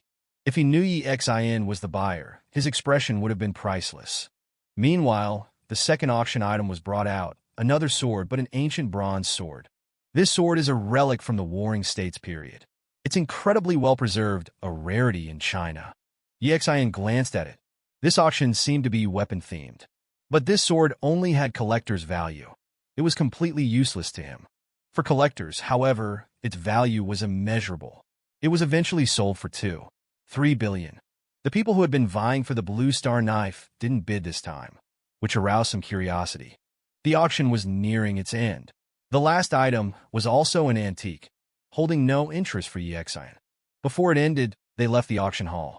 Their goal was to see how the other bidders left and follow them to determine their identities. To their surprise, those bidders also left. Yi Xian grinned. "Looks like we've saved ourselves some trouble. These people seem to be planning a robbery." Huang Shiqi smiled. "It seems so.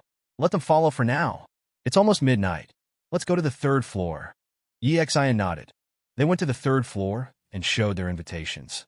The guard led them to a private room. Inside, Huang Jiejie was sitting there with two beautiful women.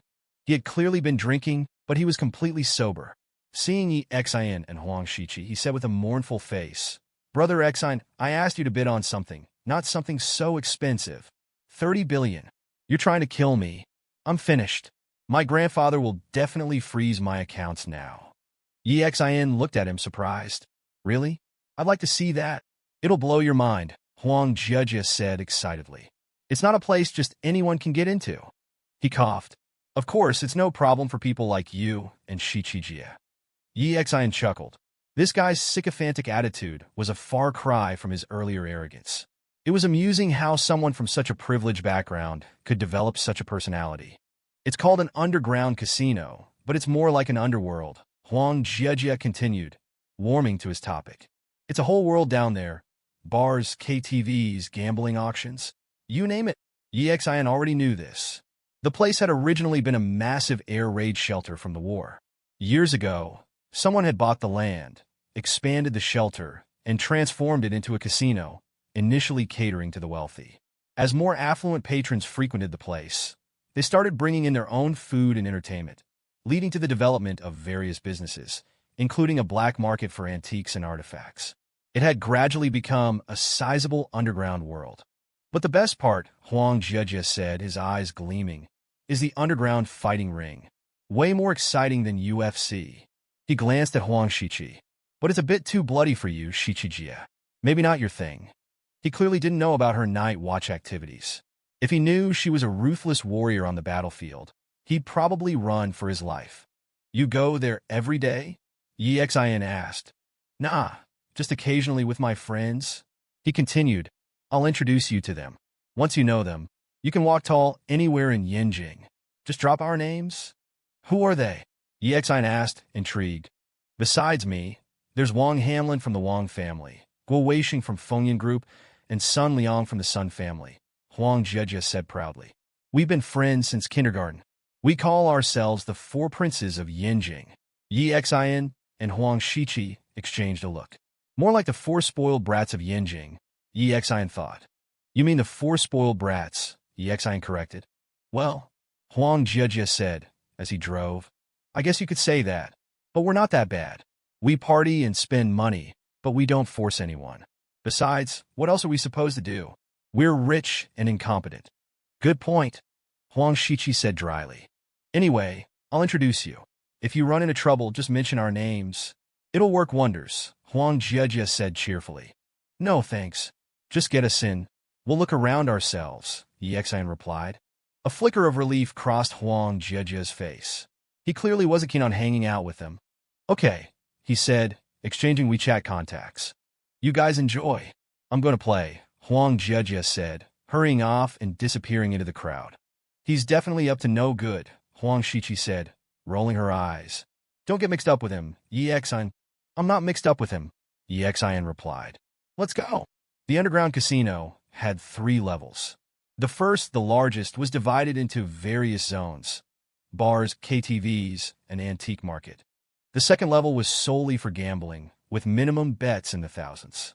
The third level housed the fighting ring. Yi Xian and Huang Shiqi were hoping to run into someone from Red Lotus or Shadow.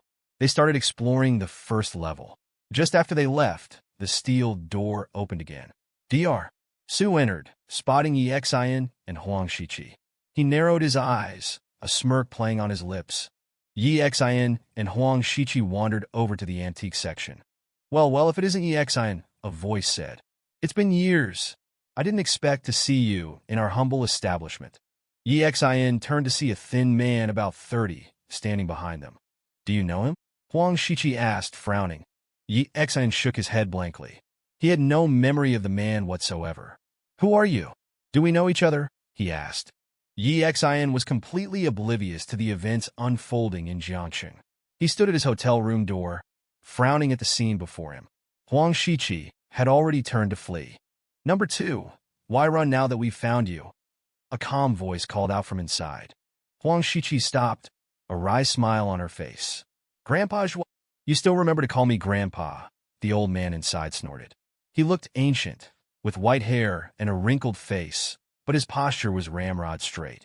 This was Zhui Yiming, commander of the Huaxiao Night Watch and the highest-ranking member. His nickname? Invincible. He was said to be the most powerful martial artist in the world, unmatched and unparalleled. Yi Xian owed his skills to Zhui Yiming and a handful of other elderly Night Watch members, the very first generation, veterans of countless battles. Beside Zhui Yiming sat a jovial-looking old man with a cheerful smile. But Yi Xian knew this man, Wang Hong, was the true brains of Night Watch. He made all the key decisions. What are you doing here? Yi Xian asked, rubbing his nose. What am I doing here? Zhui Yiming retorted. Ask Huang Shiqi. After that mission 3 years ago, you lost your memory, which I can overlook. But what did Huang Shiqi do? 3 years. 3 whole years without even checking in. He glared at Yi Xian. And you? Did you even bother to call after you regained your memory? Huh? Seriously? Yi Xian muttered, rolling his eyes. You told me not to come back, and I still don't understand why Invincible was scared of the Dempsey family. You wouldn't touch them, so I did. I scattered their ashes to the wind. Ming Xiaonan and Zhiqiyu exchanged glances. I knew this would happen. Zhiqiyu sighed. Zhui Yiming rolled up his sleeves, about to stand up. Wang Hong waved a hand. All right, enough bickering. Let's get down to business. Zhui Yiming huffed. I'll deal with you later. Wang Hong sighed. Yi Xian, you didn't come back to question us or charge off to Europe after learning the truth. That tells me you understand the implications. You Shiqi and Tang Tang, we watched you all grow up. Tang Tang used to steal my cigarettes and get a beating for it. When he left, I was heartbroken, but sometimes we have no choice. He continued, we didn't publicize your story, giving you tacit permission to seek your own revenge. Yi Xian rubbed his nose, remaining silent. Zhui Yiming snorted and turned away. So, business, Yi Xian said, looking at the 2 old men. You both came to Yinjing. It must be important. We've picked up some intel, Wang Hong confirmed. The timing is unclear, but it's potentially as serious as the upheaval 6 years ago. Yi Xian and Huang Shiqi exchanged a look. That upheaval was the battle where Yi Xian had become number 0, solidifying his reputation in the underworld. How long? Yi Xian asked. 6 months to a year, Wang Hong said calmly. If things escalate, the red slash will be unsheathed. That's why we're here. Yi Xian frowned, glancing at Zhui Yiming. The red slash, the most powerful weapon in existence, belonged to him. Despite his invincible title, it was said he had only 1 strike left. Once unleashed, it would cost him his life. If the red slash is used, Night Watch will be in your hands, Wang Hong said, smiling faintly at Yi Xian. I've reviewed the people you recommended. Wu Yao has potential. With proper training, he'll be a valuable asset. And Jiang Wei has a good mind. I'll personally mentor him. Don't make it sound like a final testament, Yexian said, waving a hand. We have at least 6 months. Plenty of time. Wang Hong chuckled. That's another reason we didn't want you back at night watch. Enjoy some city life. Carrying the burden of night watch is exhausting. Yexian felt a wave of restlessness. If the sky falls, we young ones will hold it up. And if a real monster appears, I'll swing that blade for the old man. At least you have some sense of loyalty, Zhui Yiming scoffed. But don't worry. Your skills are fine for dealing with Healing Mountain, but if a real threat emerges. Wang Hong cut him off with a wave. The second matter is your medals from 3 years ago, Wang Hong said, pointing to a nearby crate. And everything else you're owed. He tossed 2 gold medals to Yexian and Huang Shiqi. These were second only to the Star Glory Medal, awarded by the Global Night Watch Council, and only given out 3 times. To Dempsey, to Zhui Yiming, and to Yexian himself. This was their gold medal, 3 years overdue. Wang Hong stood. That's all. We have to go. And remember, protect Wang Jieqi. She's important. You're leaving already? Yexian asked, surprised. What? Feeling itchy? Want a beating? Zhui Yiming glared. Yexian fell silent. After they left, Zhiqiu spoke. Underground activity has been increasing, especially the Red Lotus. The old men are preparing for the worst. Yexian frowned. I said it before. If that day comes, I'll swing the blade for him, even if it kills me. I don't have time to run night watch. He looked at the crates. Take these. I don't need them anymore. He returned to his room. Something's not right with Yexian, Ming Xiaonan said, watching him go. Huang Shiqi sighed. Grandpa Zhuo practically raised him from prison. They bicker, but they're close like father and son. He's probably upset about what they said. He'll be fine after some sleep. Okay, Ming Xiaonan mumbled. In his room, Yexian sat cross-legged, eyes closed, his expression slowly returning to its usual calm. The next morning, he woke earlier than usual, feeling somewhat refreshed. After a quick wash, he headed to work. At the sales department, he noticed people staring at him. He found it odd, but didn't dwell on it. He sat down at his desk. Morning, he said to Linya beside him. Linya blushed. Thank you for yesterday. Because of that deal, I've been officially promoted. The commission won't come through until next month, but I'll give you your share then. No rush, Yexian smiled. Why are people staring at me? Don't you know? The whole company is buzzing about how we got that money back. Linya hesitate. Yexian, would you like to have dinner with me after work? A beautiful woman's invitation was impossible to refuse. Sure, he agreed.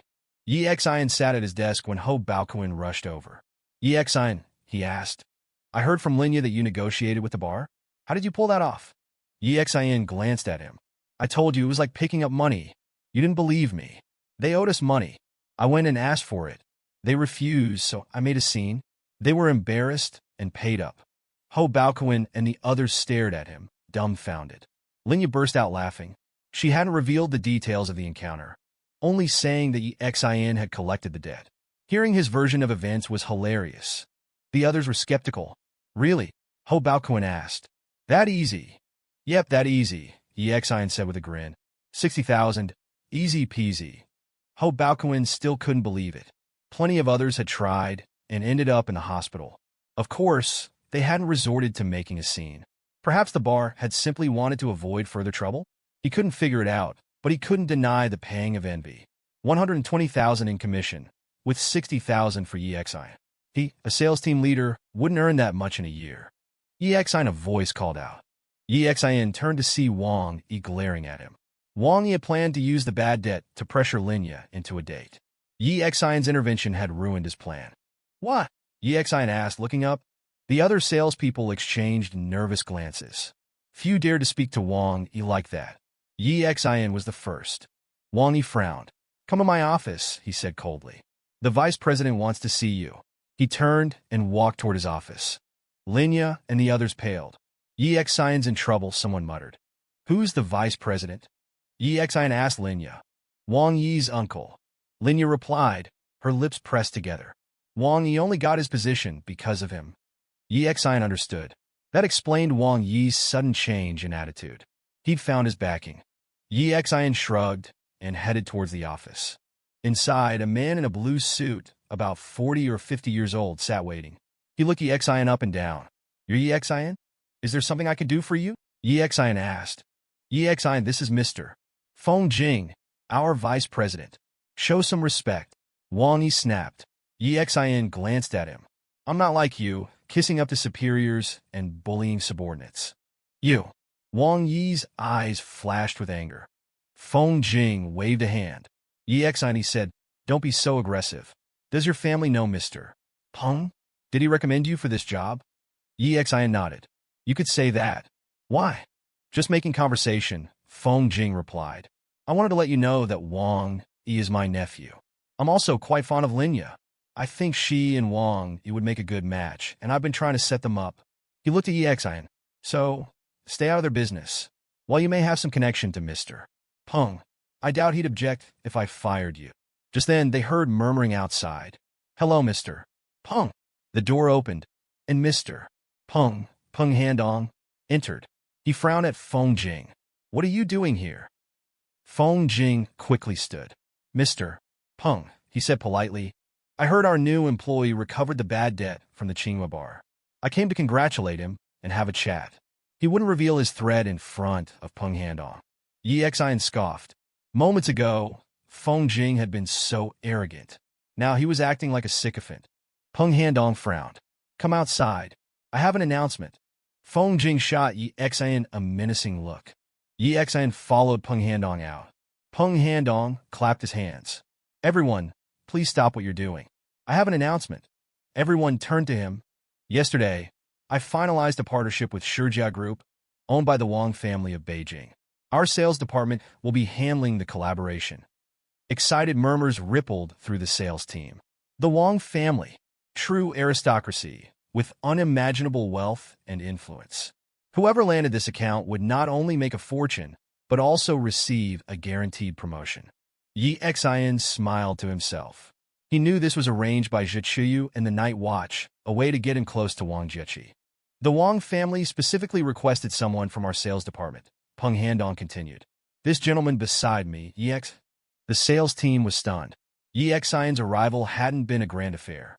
While yesterday's debt collection had made him somewhat known, most only knew his name.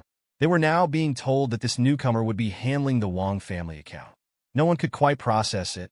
The more astute quickly realized the implications.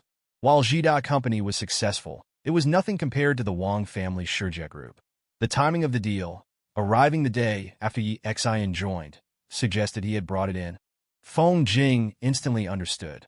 He stared at Yexin, a sense of foreboding washing over him. Cold sweat beaded on his forehead. Wang Yi, however, remained clueless. Mr. Peng, he blurted out. Yexin just started. He doesn't know anything. Maybe someone else? Or I could handle it personally. Feng Jing nearly fainted. It was too late to stop him. Yexin spoke up. Mr. Peng, I'm not sure that's possible. Mr. Feng Jing just threatened to fire me. Peng Handong's gaze snapped to Feng Jing and Wang Yi. Mr. Peng. Feng Jing stammered. Let me explain. There's nothing to explain. You and your nephew can pack your things and report to HR. Peng Handong said coldly.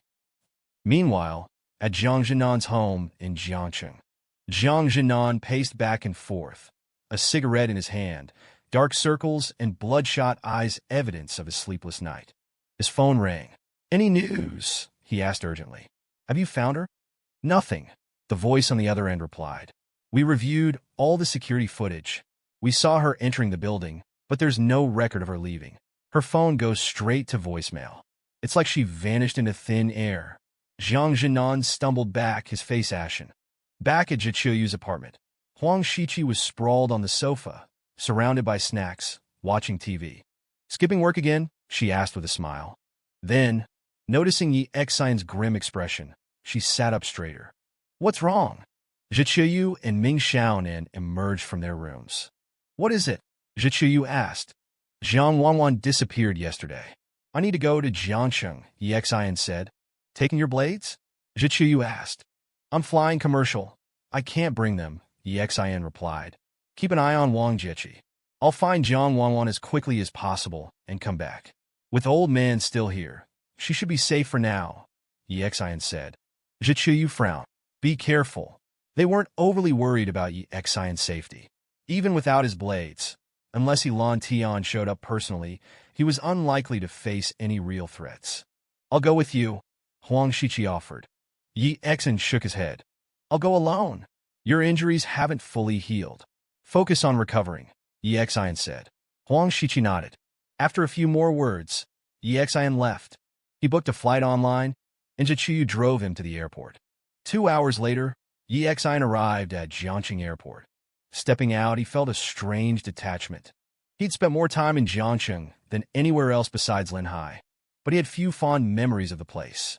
He'd come here on a mission that had ended tragically with the death of his brother, Li Tangtang, Night Watch's former number 7.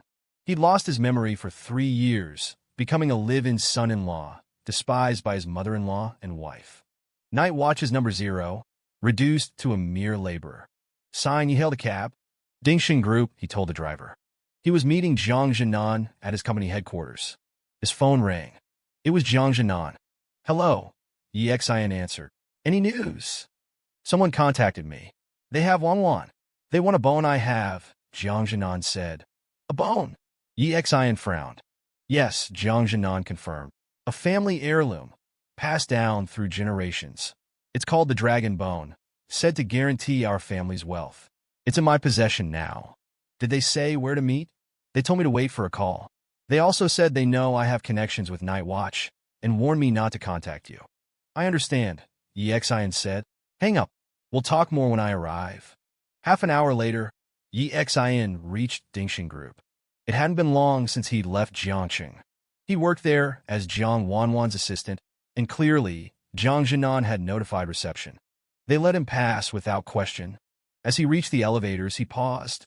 Lin Qingxue stood there, chatting and laughing with a young man. They were so engrossed they didn't notice him. Yi Exin waited quietly behind them. "Qingxue, are you free tonight?" the young man asked politely. Yi Exin raised an eyebrow. Lin Qingxue still attracted attention. Even in the short time she'd been back, she'd already caught the eye of several men in the company. "Sorry, I'm busy tonight," Lin Qingxue replied smoothly.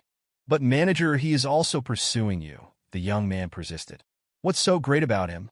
"Just a higher salary. I've only just joined the company." Lin Qingxue gave him a cool look. "Enough. The elevator's here." The young man watched her enter, a wry smile on his face. Yi Exin smirked inwardly. Some things never change. Even after everything with him, even after her regrets, she was still focused on finding a rich man. Perhaps his rejection had even made her aim higher. Lin Qingxue turned around in the elevator, her arms full of files. She froze, her eyes widening in shock. Yi Exin met her gaze and stepped into the elevator, pressing the button for the top floor. Lin Qingxue opened her mouth, but no words came out. They'd been married for 3 years, but there had been no real connection between them. Are you here to see me?" she finally stammered. The young man next to her, assuming she was talking to him, started to speak, but Yi Exin cut him off. "No, I have business here. Focus on your work." Lin Qingxue clenched her jaw, then fell silent. As they reached her floor, she blurted out, "I'm working hard now. Since you're in Jiangxing, let's have dinner tonight. I'll invite my mother, too." The young man's eyes nearly popped out of his head. He could barely get a lunch date, and here she was inviting Yi Exin to dinner along with her mother. Lin Qingxue had never mentioned her previous marriage at work. It wouldn't exactly boost her prospects. In fact, she'd taken this job because Dingxing Group offered a good salary and attracted wealthy men. If she couldn't have Yi Exin or his money, perhaps she could find another wealthy husband here. She looked at Yi Exin expectantly. His gaze was flat.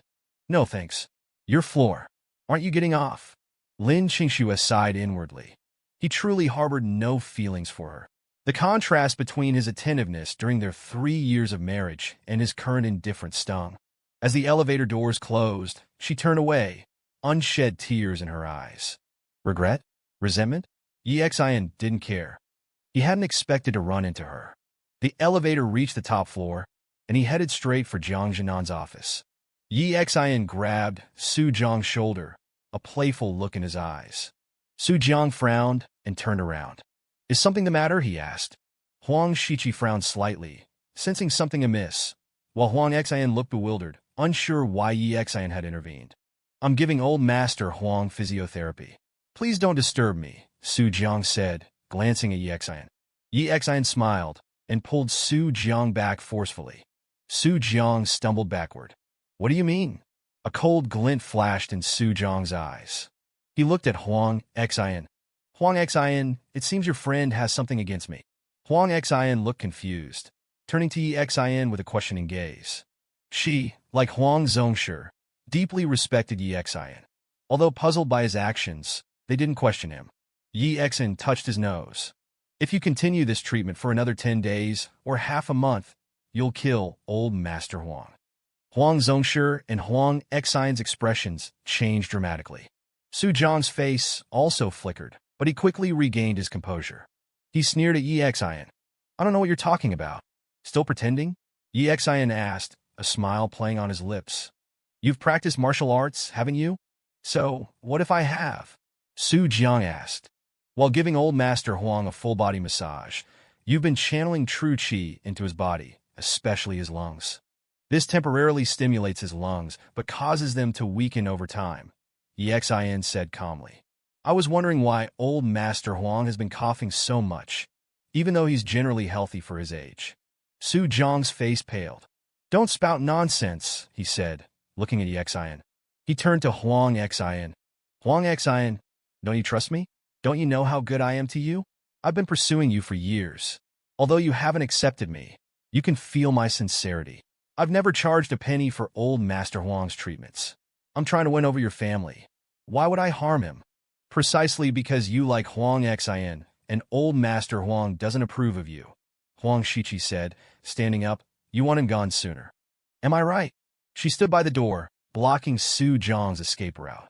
Su Jiang, I knew you were no good from the moment I saw you. Huang Zhongshu stood up, looking at Su Jiang. As expected, you had ulterior motives. Get out, and don't ever contact Huang Xian again. Huang Xian also believed Yi Xian without question. She looked at Su Jiang. Su Jiang, you've gone too far. She hurried to support Huang Zhongshu. Su Jiang's face darkened. He glared at Yi Xian, then picked up his medical kit and walked towards the door. Yi Xian frowned. Why not keep him here? Forget it. His master is an old friend of mine. He helped many people when he was younger and holds a high position in Yanjing. Su Jiang is his favorite disciple. I'm not seriously ill, and it wouldn't benefit anyone if we made a big fuss, Huang Zhongshu said, waving his hand dismissively. Yi Xian's expression shifted slightly. According to Huang Zhongshu, his old friend was a powerful figure in Yanjing, someone truly influential. But since Huang Zhongshu was willing to let him go, Yi Xian didn't see the need to detain him. He and Huang Shiqi spent the afternoon with old Master Huang, and after dinner, they left. Yi Xian didn't go back to the company to clock out. It was already around 8 p.m. when they left, well after working hours. Where to? Huang Shiqi asked. Yi Xian touched his nose. Fuyu probably knows the whereabouts of many underworld figures in Yanjing, but even if he does, he probably won't tell us. He stroked his chin. I remember there was an underground casino in Yanjing when we were here on a mission before. You want to go check it out? Huang Shiqi asked. Although it's an underground casino, it's just run by some local gangsters. Red Lotus and Shadow's people might not go there. Let's take a look. We might find something unexpected, Yi Xian said with a smile. But if I remember correctly, that casino is very exclusive. You can't get in without connections, Huang Shiqi frowned. Ring, ring, ring. Yi Xian's phone rang. It was Red Rose. Huang Shiqi pouted. She clearly didn't have a good impression of Red Rose. Yi Xian answered, cutting straight to the point. What's up? Oh, you're so cold, rejecting me so strongly. It's making me excited. I can barely speak, Red Rose said in a sultry voice. Yi Xian was taken aback. He hadn't expected this from Red Rose. He was even more certain now that these so-called assassins were all psychopaths. They all had strange quirks. Red Rose, if you flirt with me again, I'll come to Linhai and kill you, Huang Shiqi said, anger flashing in her eyes. Red Rose paused. Who is this? This is someone from my former team. You can call her Night Watch number 2, Yi Xian said with a smile. Red Rose fell silent for a moment, then said seriously, all right, let's get down to business. First, the Zhou family will probably declare bankruptcy soon, Red Rose said thoughtfully. Second, Helan Tian is about to make a move. Yi Xian's eyebrows shot up. Whether the Dempsey family was involved or not, Helan Tian was the mastermind behind the incident 3 years ago. Yi Xian would never forget Number 7's death. It was Helan Tian who delivered the fatal blow. Yi Xian's breathing quickened. A cold glint flashed in Huang Shiqi's eyes. When? Where? Yi Xian asked. I don't know the details. He sent me a message, telling me to be ready to receive him, but I can't reach him now. I'll try to lure him to Yinjing or tell you his location when he contacts me again, Red Rose said. Okay. Yi Xian exhaled slowly, then hung up. The underworld is becoming increasingly active. Yi Xian frowned, sighing. Our return to Night Watch will probably be sooner than we thought. Huang Shiqi frowned. I won't go back until I get my revenge. As they talked, Huang Jejia peeked his head out from behind the door and cautiously slipped out. He looked embarrassed when he saw Yi Xian and Huang Shiqi. Brother Xian, you haven't left yet? Yi Xian looked at him with amusement. Are you going out to paint the town red again? Huang Jejia said seriously. What do you mean paint the town red? My family has too much money. I'm just helping them spend it. He grinned. I'm going somewhere fun. A place most people don't know about. Want to come? Yi Xian and Huang Shiqi exchanged glances. What place? Yi Xian asked with a smile. An underground casino. Huang Jejia replied. It's a blast. Yi Xian was speechless. He had just been discussing how to get in, and now Huang Jejia had appeared. Zhang Jinan stood up as Yi Xian entered his office. Having been up all night, he looked haggard. You're finally here, he said, relief evident in his voice. Yi Xian's presence had a calming effect on him. Any news? Has he contacted you again? Yi Xian asked. Not since the last call, Zhang Jinan replied. Did they say anything about who they are? No, just told me to have the bone ready. Zhang Jinan took a pendant from around his neck. It had a white, bone-like charm that also resembled jade. This is the bone? Yi Xian asked. Zhang Jinan nodded. A family heirloom, passed down for generations. Are you willing to give it up? Of course. I'd give up the entire Dingsheng group to get Wanwan back safely. A bone is nothing, he said, his face etched with worry. Yi Xian took the pendant. As he held it, his blood seemed to boil, his internal energy surging. It felt as if the bone was trying to merge with his body. He examined the pendant more closely. This was no ordinary bone. Where did this come from? Zhang Jinan shook his head. I don't know. It's been passed down. It's called the dragon bone, our family's most prized possession. He seemed unsure of its origins. What do we do now? He asked anxiously. Yi Xian said, they'll contact you again. I'll deliver the bone. Wanwan is so beautiful. I'm worried those animals will hurt her, Zhang Jinan said, his voice filled with dread. Yi Xian's expression darkened. Just then, Zhang Jinan's phone rang. He answered quickly. Hello? Did you find the bone? A voice demanded. Yes. I'll give it to you as soon as you release my daughter. You're quite fond of your daughter, the voice sneered. She's quite beautiful. I'm rather tempted myself. Please don't hurt her. I'll give you anything you want. Zhang Jinan pleaded, his voice breaking. Bring the bone to Shishan. There's an abandoned temple on the mountain. I'll be waiting. Once I have the bone, you'll have your daughter back, the voice instructed. Yes, I'll send it right away. I know you're connected to Night Watch. Don't try anything funny. If I suspect anything, your daughter will be violated and killed. Understood? No, I won't. I promise. He hung up. Yi Xian had overheard everything. I'll go, he said, gripping the dragon bone. Zhang Jinan nodded and suddenly knelt before Yi Xian. Mr. Zhang, what are you doing? Tears streamed down Zhang Jinan's face. Yi Xian, please. Wanwan is my everything. I can't bear the thought of anything happening to her. Please bring her back. Yi Xian sighed. I don't know who they are. I didn't bring my weapons. But I promise you, Wanwan is my friend. I would die before letting anything happen to her. Zhang Jinan wiped his tears. I know you're capable. I trust you. Give me your car keys, Yi Xian said. Shishan, on the outskirts of Jiangcheng, was sparsely populated. A planned tourist park had been abandoned mid-development. At the summit stood an old, supposedly sacred temple, occasionally visited by worshippers. Yi Xian had never been there. He drove to Shishan, hired a local guide, and soon found himself at the foot of a mountain path. The temple is up there, the guide said, pointing. Thank you, Yi Xian said, locking his car and starting up the path. He took his time, walking at a normal pace, but he noticed several hidden lookouts along the way. He ignored them, continuing his ascent.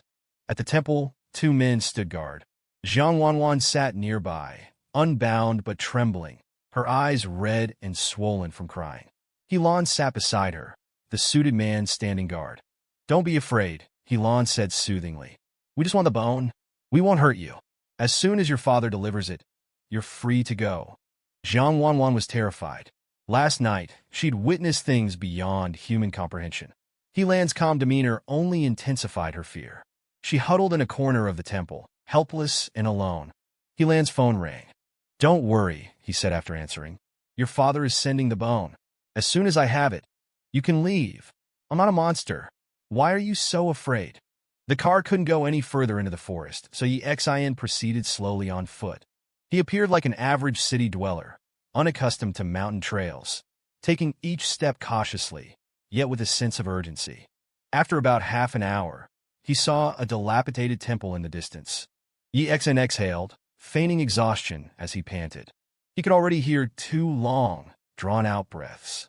His heart sank slightly. Such slow, deep breaths indicated that these 2 were formidable experts, at least at the top level. This made Yi Xian's heart heavy. Among the top 10 on the underground assassin rankings, Zhou Hao was currently under Night Watch's control, imprisoned somewhere unknown. Red Rose was in Linhai. Now, 2 more had appeared, and Yi Xian suspected they might not even be from Red Lotus. He exhaled, pushing aside his thoughts, and ran towards the temple. Entering through the main gate, he saw Zhang Wanwan huddled in a corner, trembling and looking disheveled. Seeing her like this, Yi Xian's heart ached. This girl, usually aloof with strangers but playful with those she knew, was now distraught and hiding in a corner. Fortunately, she hadn't been harmed. Yi Xian glanced at the other 2 people not far away, and his heart surged with shock. It was them who had taken Zhang Wanwan, Helan Tian, the leader of Red Lotus. And Shadow, Red Lotus's top weapon. Yes, among the top 10 on the underground assassin rankings, Red Lotus occupied 3 spots. Besides Zhou Hao and Red Rose, there was another called Shadow. He rarely took action, usually staying by Helan Tian's side, but he ranked second on the underground assassin rankings. His most impressive feat was infiltrating a temporary Night Watch base, killing a former number 6 of Night Watch, and escaping unscathed. That battle had made him famous, propelling him to the top of the underground assassin rankings until Jian Xing's betrayal of Night Watch. Despite his shock, Yi Xian's face remained expressionless. He looked at Zhang Wanwan again and ran towards her. Wan. Yi Xian crouched beside her, taking her hand. "It's me. I brought what they wanted. Don't worry, I'll take you back." Zhang Wanwan became even more frightened when she heard someone approaching. She was, after all, just a girl, a very ordinary girl. Unlike Qin Xiaowei, who had training, Zhang Wanwan was just a very beautiful, ordinary girl. Facing top experts of the underworld like Helan Tian and Shadow, who could bring her to this place without a sound, she felt utterly powerless and insignificant. Hearing Yi Xian's gentle voice, Zhang Wanwan slowly turned her head, her hands still covering her face. The moment she saw Yi Xian, she froze, and then her eyes turned red. "Ah! Yi Xian." As if seeing hope, she broke down emotionally, throwing herself into Yi Xian's arms and hugging him tightly. Helan Tian remained seated, Shadow standing beside him. Helan Tian smiled, while Shadow, wearing sunglasses, remained cold and expressionless. They didn't interrupt Zhang Wanwan and Yi Xian, simply watching them. Don't cry. I'll take you home," Yi Xian said, gently pushing Zhang Wanwan away and smiling at her. Zhang Wanwan's tears continued to flow, but seeing Yi Xian, her emotions gradually calmed, and a sense of security rose within her. Clap, clap, clap. Applause rang out, followed by Helan Tian's voice. "What a loving couple, though not quite a match. I think this girl would be a good match for my deceased grandson. He died in your Jiangxing not long ago. Now, his remains are nowhere to be found." Yi Xian turned, shielding Zhang Wanwan behind him, and looked warily at Helan Tian and Shadow. This wasn't an act. He wasn't afraid of fighting Helan Tian and Shadow. But he was unarmed and had to consider Jiang Wanwan's safety, so he was genuinely wary. He didn't know what Yilan Tian might do. "Did you bring it?" Yilan Tian asked Xian. "Yes," Xian said, reaching into his pocket and taking out the bone. He opened his hand slightly, and the bone pendant floated in the air. A flicker of joy crossed Yilan Tian's eyes when he saw the pendant. He stroked his beard and said with a smile, "Ah, that Jiang Zhenan didn't lie to me after all. It's a pity my grandson died in Jiangcheng because of him, though I don't know who did it." He continued indifferently, "This kid is probably Jiang Zhenan's future son-in-law. Just kill him. A life for a life. As for this woman, she's so beautiful. Send her to Sin City. First, it can be used to control Jiang Zhenan's wealth, and second, such a high-quality woman can fetch a high price in Sin City." Xian's heart turned cold. As expected, you couldn't judge Red Lotus members by normal standards. Yilan Tian smiled at Xian. "Kid, don't blame me. It's your bad luck for becoming Jiang Zhenan's son-in-law." Xian involuntarily took a step back. Jiang Wanwan seemed to realize something. Terror filled her beautiful face. "Run, run, Xian, run. They're very powerful. They're not ordinary people. Run!" Xian also took a step back, feigning fear. "What are you going to do?" "Such deep love," Yilan Tian said with a smile. "Truly touching. Shadow, do it." Shadow, in his suit, walked towards Xian step by step. The corners of his mouth turned up beneath his sunglasses. Xian managed to squeeze out a few drops of sweat. "Xian, please don't worry about me, just run," Jiang Wanwan pleaded. Shadow stood before Xian, looking down at him, his smile widening. He didn't rush to attack, seemingly enjoying the look of desperation on his prey's face. Xian certainly played the part. As Shadow approached, the fear in his eyes intensified. He tightly gripped the cold, hard bone, which was continuously merging into his body. Shadow took Xian's hand and pried his fingers open one by one. At that moment, he sensed something was wrong. When Xian's fingers opened, only a string remained in his hand. The bone was gone. At the same time, the fear on Xian's face vanished. His voice suddenly rang out beside Shadow's ear. "For all that, breathe." Shadow's pupils contracted beneath his sunglasses. He instantly tried to retreat, but at this distance, Xian wouldn't give him the chance. The bone had merged into Xian's body, and his suppressed true qi surged. Boom! True qi exploded as Xian punched Shadow in the abdomen. Bang! Shadow's suit shattered. He felt as if his abdomen, his dantian, had been pierced. Against Xian's full-force punch at such close range, he had no power to resist. He was sent flying out of the temple. The smile froze on Yilan Tian's face. He looked at Xian, whose voice echoed in his ears. "Where the blade points, the heart follows. No retreat. Kill." Xian didn't know how the bone had merged into his body. The first time he touched it, he felt it trying to merge, but he resisted.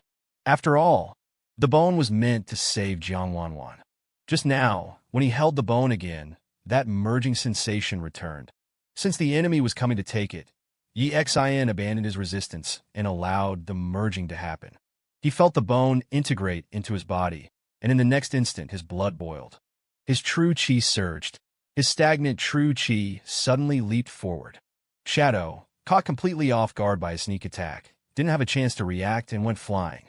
Behind him, Jiang Wanwan stared at Xian, completely dumbfounded.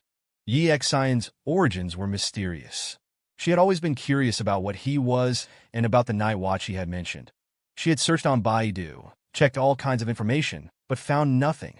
Until yesterday, when she was taken by Shadow and Yilan Tian. She had her first encounter with people from the underworld. And now, with Xian's extraordinary display, she finally understood why her father was so respectful towards him and why he had Xinhai Bank's highest-level diamond card. Xian, just like the two who kidnapped her yesterday, was not an ordinary person. "Who are you?" Yilan Tian couldn't sit still any longer. He abruptly stood up. The power Xian had just unleashed terrified him. "Are you Lu Yang or someone else?" Yilan Tian exclaimed. "No, Lu Yang couldn't possibly have this level of strength. Are you Night Watch's mysterious number one?" Xian didn't answer. He shot towards Yilan Tian like a cannonball, shouting, "Yilan Tian, I thought you'd be a coward for years to come, but I didn't expect you to come out on your own." It's time to pay for your crimes. Helan Tion's face changed drastically. He exclaimed, "You're Zero Yexin?" Yes, he had just heard Jiang Wanwan address Yexin by name. He also knew that the former Zero was named Yexin, but he hadn't connected the current Yexin with the former Nightwatch Zero. There were too many people named Yexin in the world. Moreover, Yexin's disguise had been too good. He had walked the mountain road like an ordinary city person, panting and sweating profusely. When he saw them, his eyes were filled with fear. Who would have thought that the former Nightwatch Zero, the legendary killer who terrified the underworld, would stoop to such a level and resort to a sneak attack? Thinking of Yexin's identity, Helan Tion's scalp went numb. He had been hiding all over the world for so many years, rarely showing himself, precisely because of Yexin's words.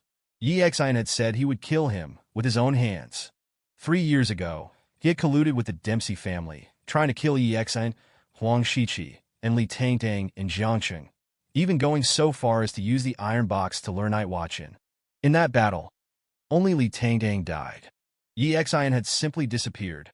They hadn't found his body. For the next 3 years, Yexin had vanished without a trace. Even after his return, Nightwatch had completely concealed his information. All members of Red Lotus who knew Yexin's identity, except for Red Rose, were dead. He thought it was safe, that he could come out and operate again. His grandson had been killed in Jiangcheng, his body never found. For the bone in Jiang Zhenan's possession, he had personally come to Jiangcheng with Shadow. And then he ran into Yexin. How unlucky. So unlucky. Out of fear of Yexin. Even though Yexin had no weapon, he had no desire to fight. He only had one thought: to run. Run as far away as possible. Hide, and never come out again unless absolutely necessary. He retreated quickly. Yexin wouldn't let him go, but just then, a dark figure charged back into the temple, Shadow, whom Yexin had just punched out. He charged back in, despite his serious injuries, choosing not to flee, as if Helan Tion's life was his own. He didn't charge at Yexin, but straight towards Jiang Wanwan. A classic diversionary tactic. Looking for death. Yexin snorted coldly.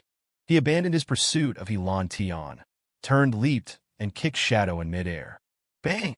Shadow was sent flying again, but he had bought Helan Tion time to escape. Helan Tion was incredibly fast. As the leader of Red Lotus, he was also a super expert. He rushed outside, caught the flying Shadow, and quickly ran down the mountain. Yexin turned and ran to Jiang Wanwan. As she watched in shock, he wrapped his arm around her waist and rushed out of the temple. He had waited so many years for Helan Tion to appear. Naturally, he wouldn't let him escape now. As soon as he rushed out, he frowned slightly. "Stop him!" Helan Tion's voice echoed through the forest. Then, Yexin sensed many people quickly surrounding the temple. Helan Tion was still the same Helan Tion. He was always so cautious. He knew Jiang Zhenan had connections with Nightwatch. Although he had threatened Jiang Zhenan, he was still worried that Nightwatch would come, so he had stationed many Red Lotus members in this area. Now, these people became obstacles to Yexin's pursuit. Yexin frowned. He knew that with these people blocking his way, it would be nearly impossible to chase Helan Tion. "Forget it, let's collect some interest first," he sighed, putting Jiang Wanwan down. At the same time, about 20 people with daggers emerged from the woods, surrounding Yexin. Jiang Wanwan clutched Yexin's clothes, fear etched on her face. Yexin turned, smiled at her, took off his jacket, and crouched down. "Get on my back." Jiang Wanwan nodded quickly and climbed onto his back. Yexin used his jacket to tie her to himself. "Hold on tight. Don't let go. And close your eyes. Don't open them, no matter what." Jiang Wanwan said obediently. "I've closed them." As her voice fell, she felt Yexin move.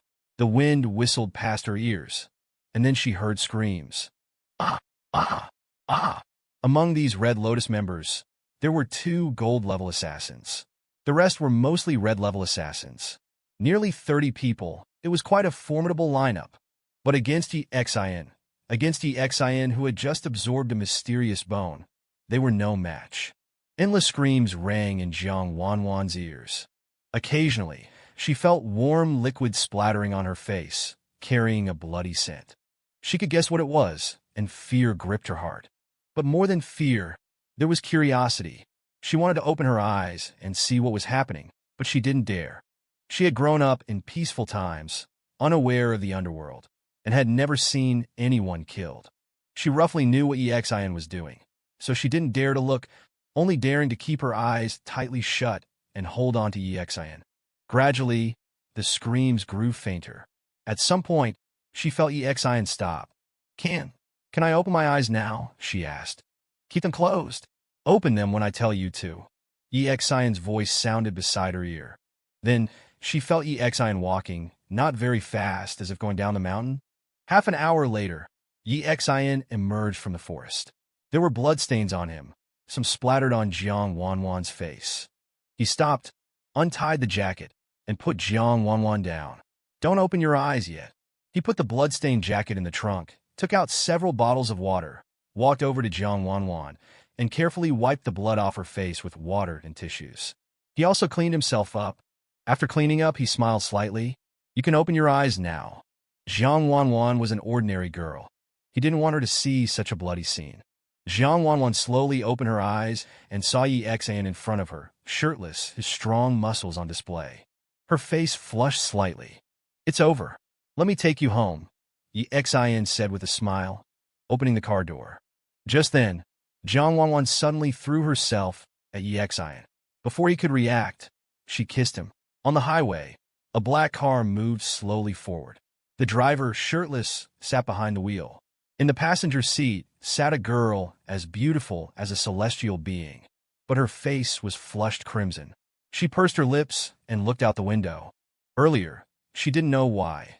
Perhaps overwhelmed by emotion, she hadn't been able to resist and had kissed him. The atmosphere in the car was a little awkward.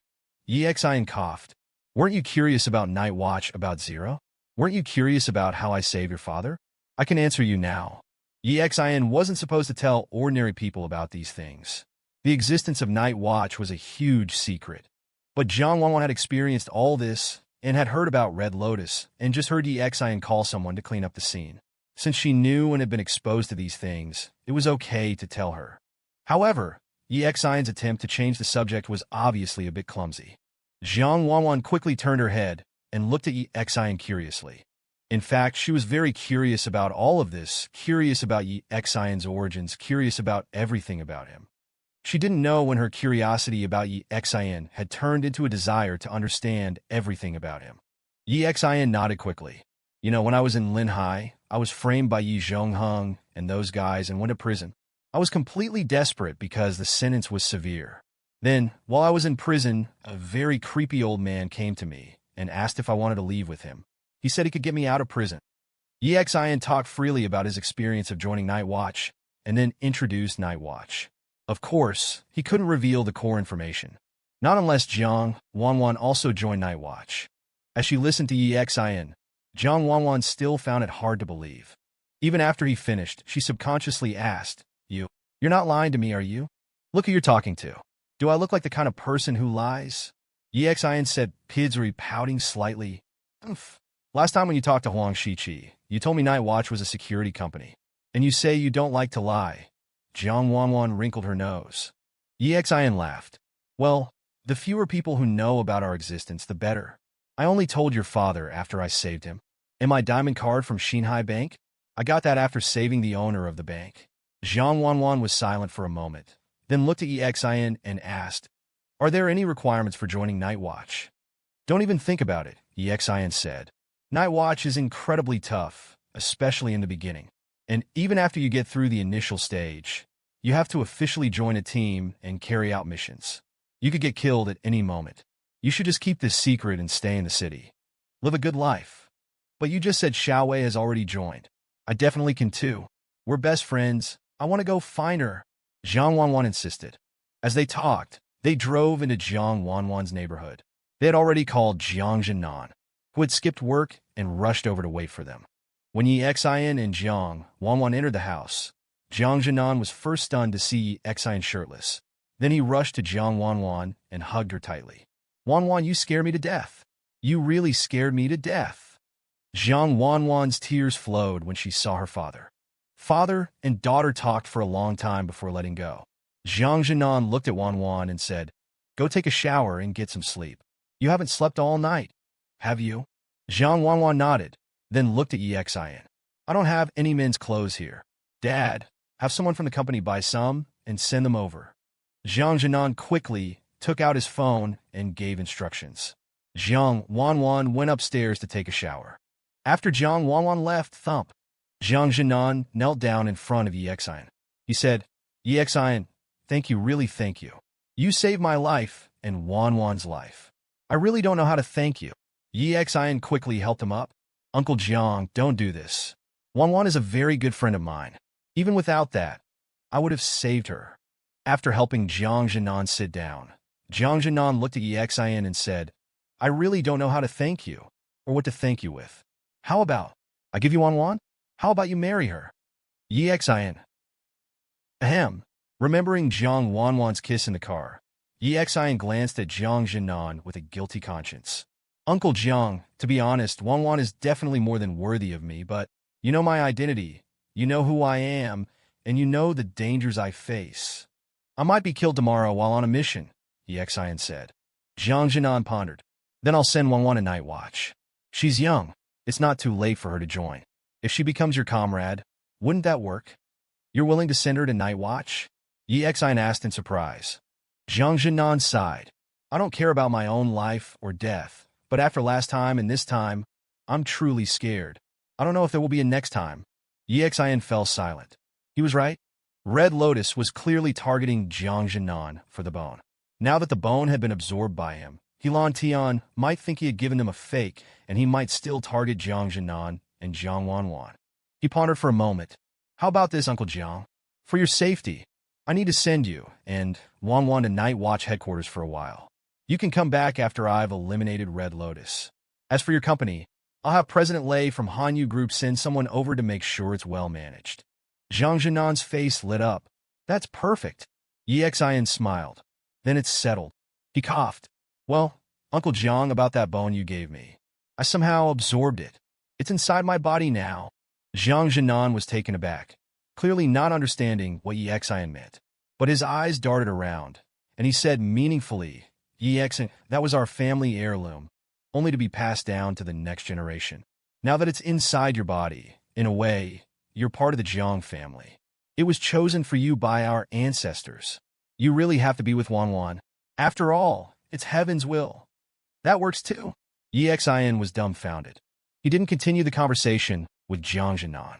If he did, he was afraid Zhang Jinan's ancestors would be rolling in their graves. He quickly took out his phone and called Jichuyu. The call connected quickly, and Jichuyu asked, how did it go? Helan Tian personally made a move. Exin said, is Zhang Wanwan safe now? Jichuyu asked again. Safe. I've rescued her. Exin said, exhaling. But my identity has probably been exposed. I couldn't kill Helan Tian.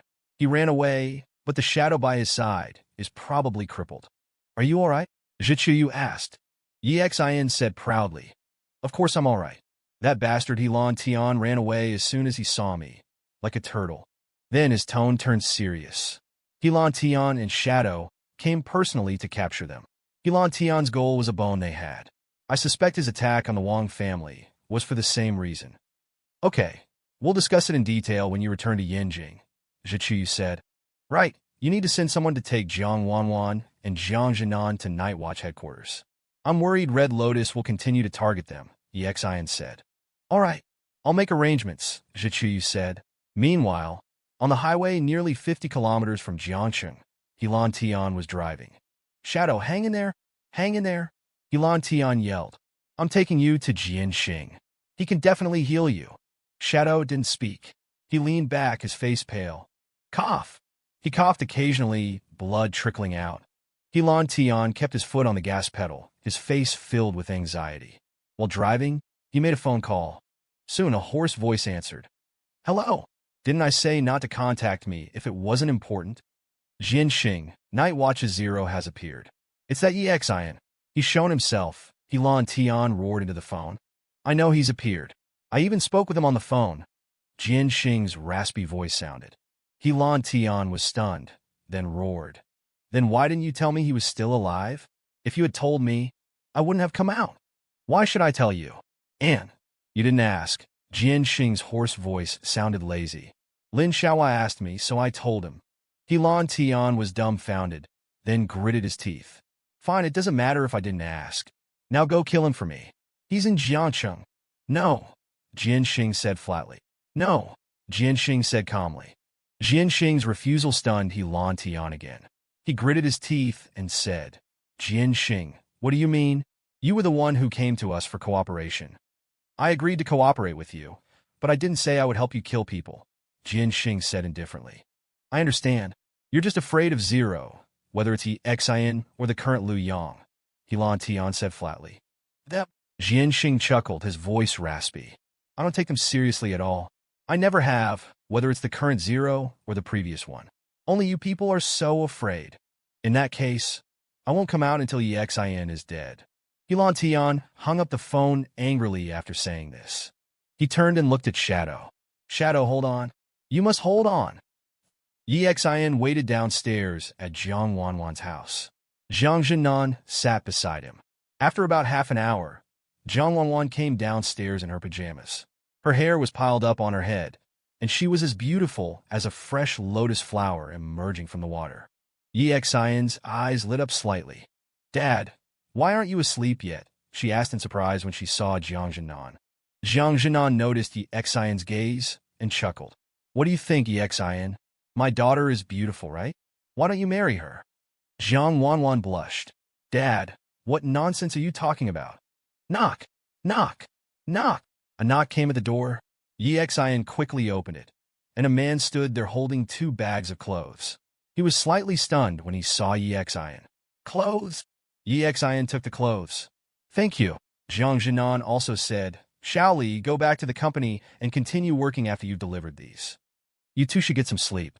I've already told someone to come and take you to Night Watch headquarters, Xin said to the 2 of them. I'll stay here until they come to pick you up.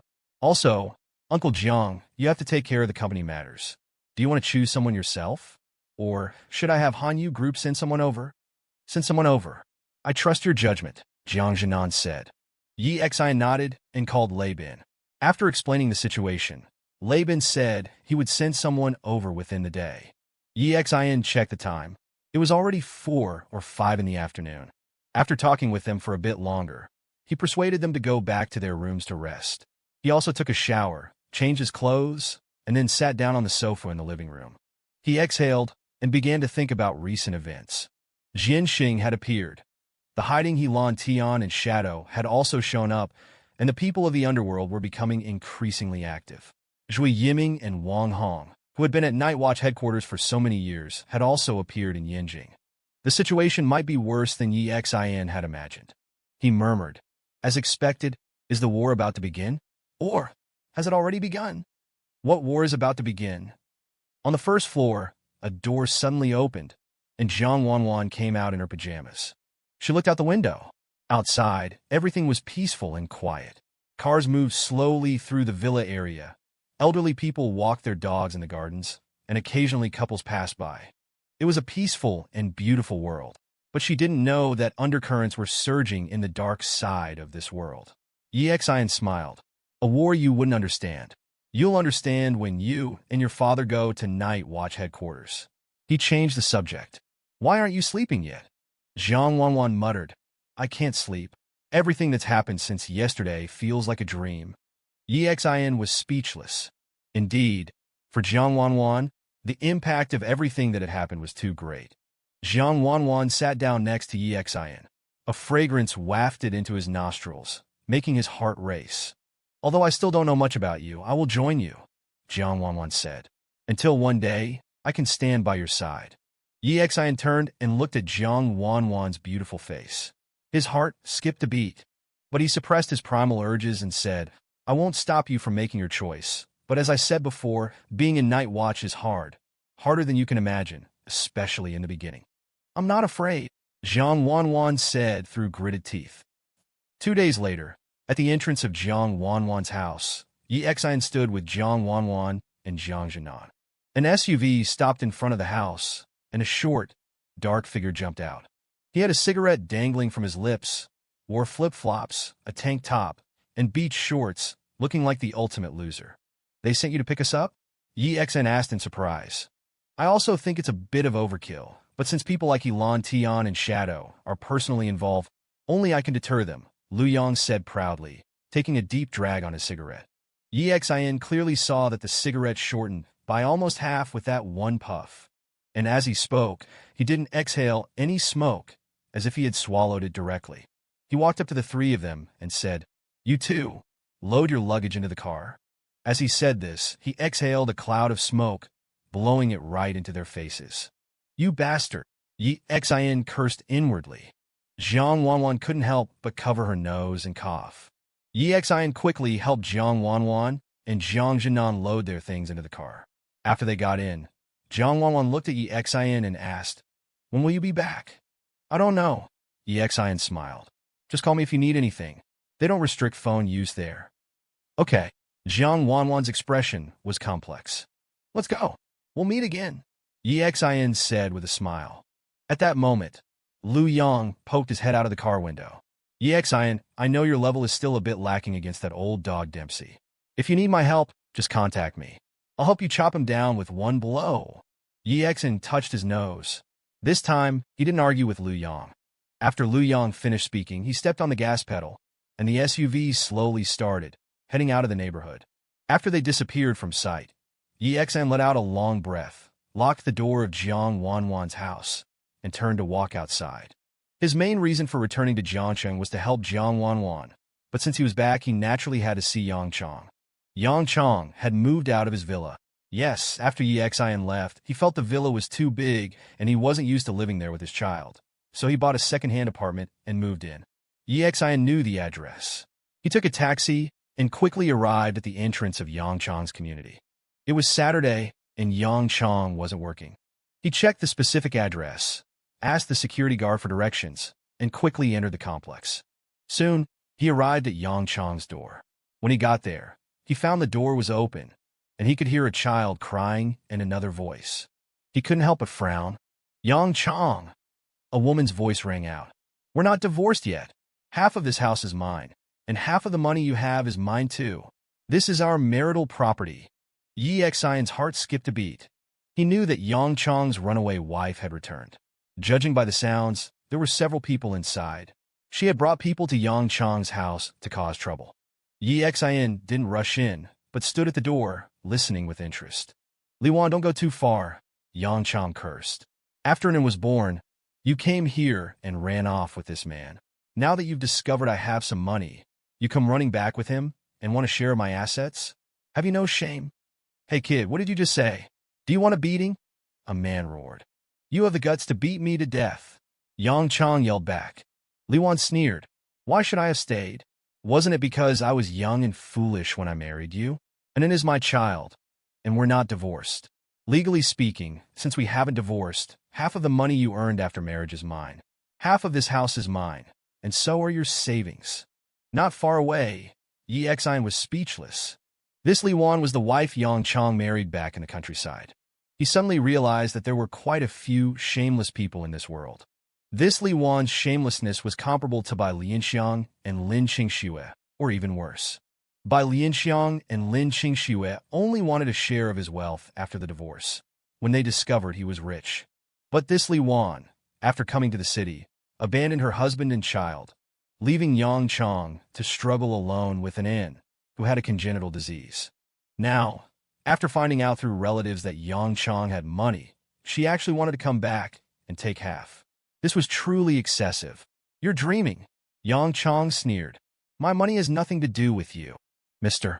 Yang," another voice chimed in. "I'm Ms. Li Wan's lawyer. Legally speaking, Ms. Li Wan and you are still married. You haven't gone through divorce procedures, so your current property and savings can be considered marital assets. Naturally, half should be given to Ms. Li Wan. If you give it now, it's easier for everyone. If you don't, we'll go through legal procedures and everyone will waste time. Go ahead and sue me. I don't believe there's no justice in this world," Yang Chong retorted. "Kid, you won't give it, huh?" The voice that had threatened Yang Chong earlier said. "Fine, if you don't give it, think about your child's safety. And don't think you'll get a good night's sleep. I have plenty of time to play with you. Do you know who I work for? Wang Zhen and Brother Zhen. Have you heard of him? In Jiangcheng, you should have heard of this guy, right? Can you afford to offend him? Hearing this, Yi Xian walked forward and pushed the door open. He looked into the living room. Yang Chong was sitting on the sofa, holding it in. A man with glasses and a briefcase sat opposite them, holding a document. At the same time, a man with tattooed arms stood there, and beside him stood a heavily made-up woman. The woman's appearance was passable. She should be Li Wan. In addition, there were several other thug-like men standing there, looking at Yang Chong with smirks. "Yo, quite lively," Yi Xian said to Yang Chong with a smile. Yang Chong's heart leaped with joy when he saw Yi Xian. He held it in tightly, and the child was crying out of fear. When the tattooed man saw Yi Xian walk in, he frowned. "Who are you? This doesn't concern you. Get out." Yi Xian glanced at him indifferently, then walked over to Yang Chong. "I told you a long time ago to settle things with this woman. There's no shortage of shameless people in this world." "What do you mean?" Li Wan glared at Yi Xian. "Can't you understand what I mean?" Yi Xian raised an eyebrow at her. "I'm saying you're a shameless woman. How can you have the nerve to come back?" For so many years, while Anan was sick, Yang Chong worked himself to death at the construction site to earn money for An's chemotherapy. Now that he finally has a decent job and An's illness is cured, you come running back to ask for money and a share of his assets? Do you have any shame at all? Li Wan glared, and the tattooed man beside her stepped forward and pointed at Yi Xian. "Who the hell are you talking to?" "Don't argue, everyone. Don't argue," the lawyer who was sitting said with a smile. "My friend, saying these things is useless. They're not divorced. Everything Yang Chong has earned is marital property. Besides, this is a matter between husband and wife. It has nothing to do with you." "What's this?" Yi Xian asked, picking up the two documents on the table. "One is a divorce agreement, and the other is a property division agreement," the lawyer said with a smile. "As a lawyer, do you really take any case?" Yi Xian asked him. The lawyer shrugged indifferently. Yi Xian chuckled softly, and rip. He tore up the property division agreement. "Kid, are you looking for death?" The tattooed man's face darkened. "Who are you? What does my business with Yang Chong have to do with you?" Li Wan also glared at Yi Xian. Yi Xian smiled faintly through the torn pieces of paper on the ground and said calmly, "I'm Yang Chong's boss." Li Wan's pupils constricted slightly. She knew Yang Chong worked at Shengshi Logistics. As the largest logistics company in Jiangcheng, Shengshi Logistics was worth about 200 million. For ordinary people like them, this value was quite terrifying. For a moment, both of them were speechless. "So what if you're rich?" Li Wan finally mumbled weakly. "Let me be clear, you won't get a single cent," Yi Xian said, then looked at the tattooed man. "If I heard correctly, you work for Wang Zhen, right? What's your name?" "My name is Zhou Shun. You can go ask around about me," the tattooed man sneered. Yi Xian touched his nose. "Zhou Shun, I understand. I'll be sure to ask Wang Zhen about you. You can leave now. If you want to sue, go ahead. Our company's legal department is open to you. If you have anything to discuss, go to Shengshi and talk to the legal department. Don't harass Yang Chong." Zhou Shun felt something was wrong. He looked at Yi Xian and said, "What do you mean? Do you know Brother Zhen?" As they were talking, one of the men behind him looked at Yi Xian, his expression suddenly changing. He walked up to Zhou Shun and whispered, "Brother Shun, I think I remember. This is the guy who put Brother Zhen and Tao Dingyun in the hospital at the internet cafe before." Back then, he thought for a moment, not daring to reveal the truth, then said, "Anyway, Brother Zhen told us later that we should never provoke him. If this gets back to Brother Zhen, we might be finished." Zhou Shun trembled when he heard this. Yi Xian overheard their conversation, and a smile appeared on his lips. Seeing Yi Xian smile, Zhou Shun's face turned even uglier. He walked up to Yi Xian and said, "Brother, I'm sorry. I really didn't know you had this kind of relationship with Brother Zhen. Well, I don't want the money anymore. We also guarantee we won't harass Yang Chong anymore. Could you please not tell Brother Zhen about this?" "Don't want it anymore?" Li Wan exclaimed. "Zhou Shun, this is tens of thousands. You don't want it anymore?" Yi Xian was truly speechless. Just how shameless could a woman be to say such a thing? Slap! Zhou Shun was terrified when he heard Li Wan's words. He quickly slapped her across the face and cursed, "Shut up!" Li Wan was stunned after being slapped, completely bewildered. Zhou Shun snapped back to attention after the slap. He looked at Yi Xian and said, "Brother, I don't really have any feelings for this woman. It's just a casual fling. I can break up with her right away. Please don't tell Brother Jin about this. Yi Xin was amused.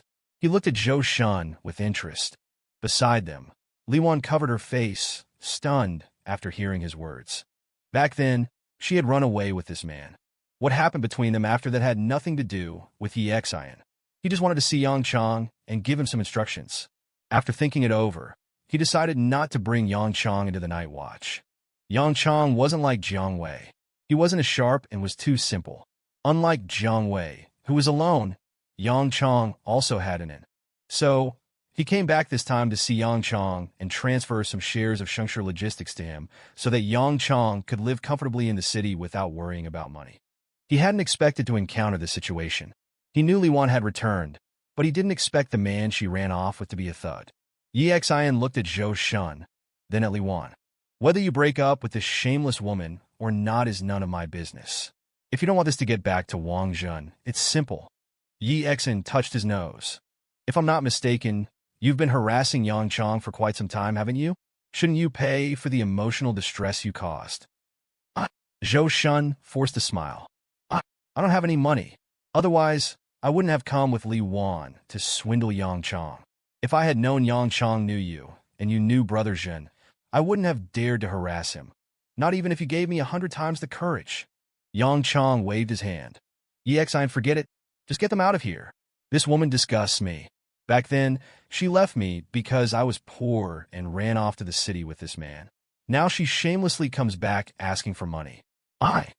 Li Wan gritted her teeth and looked at Yang Chong. It was you who were poor. I wanted to come back before, but you didn't want me, so I had to ask Zhou Shun to get money from you.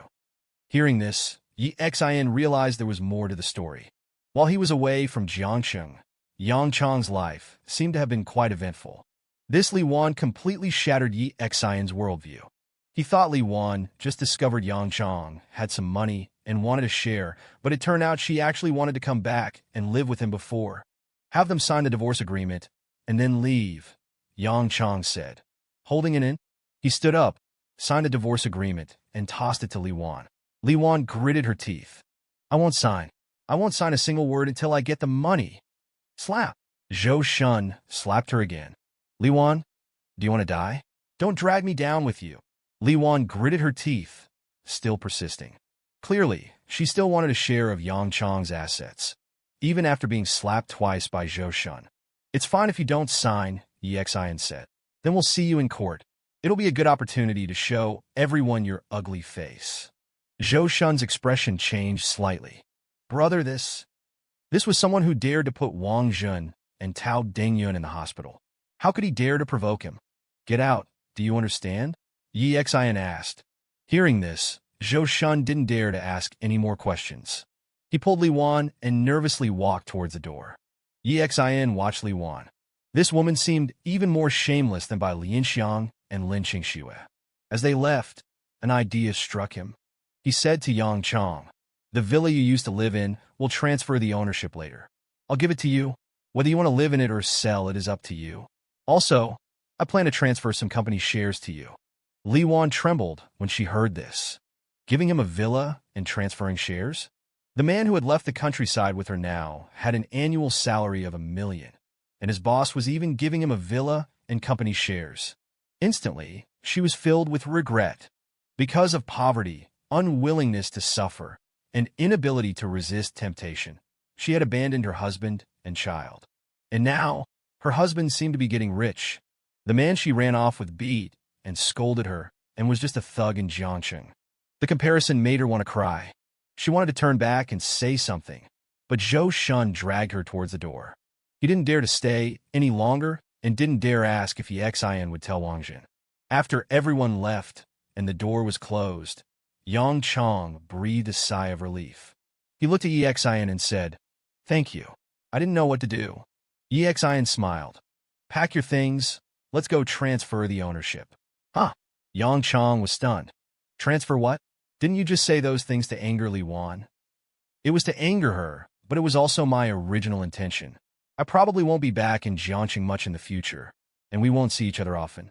You don't have to manage Shengshe Logistics. After you get the shares, The annual dividends will be deposited into your account. But don't go crazy with the money.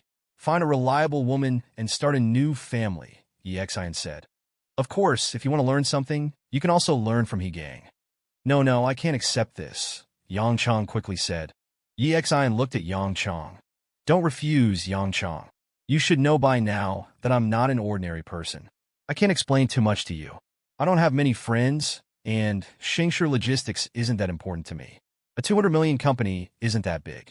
I want my friends to be happy and not worry about money. I probably won't be back in Jiangsu much in the future.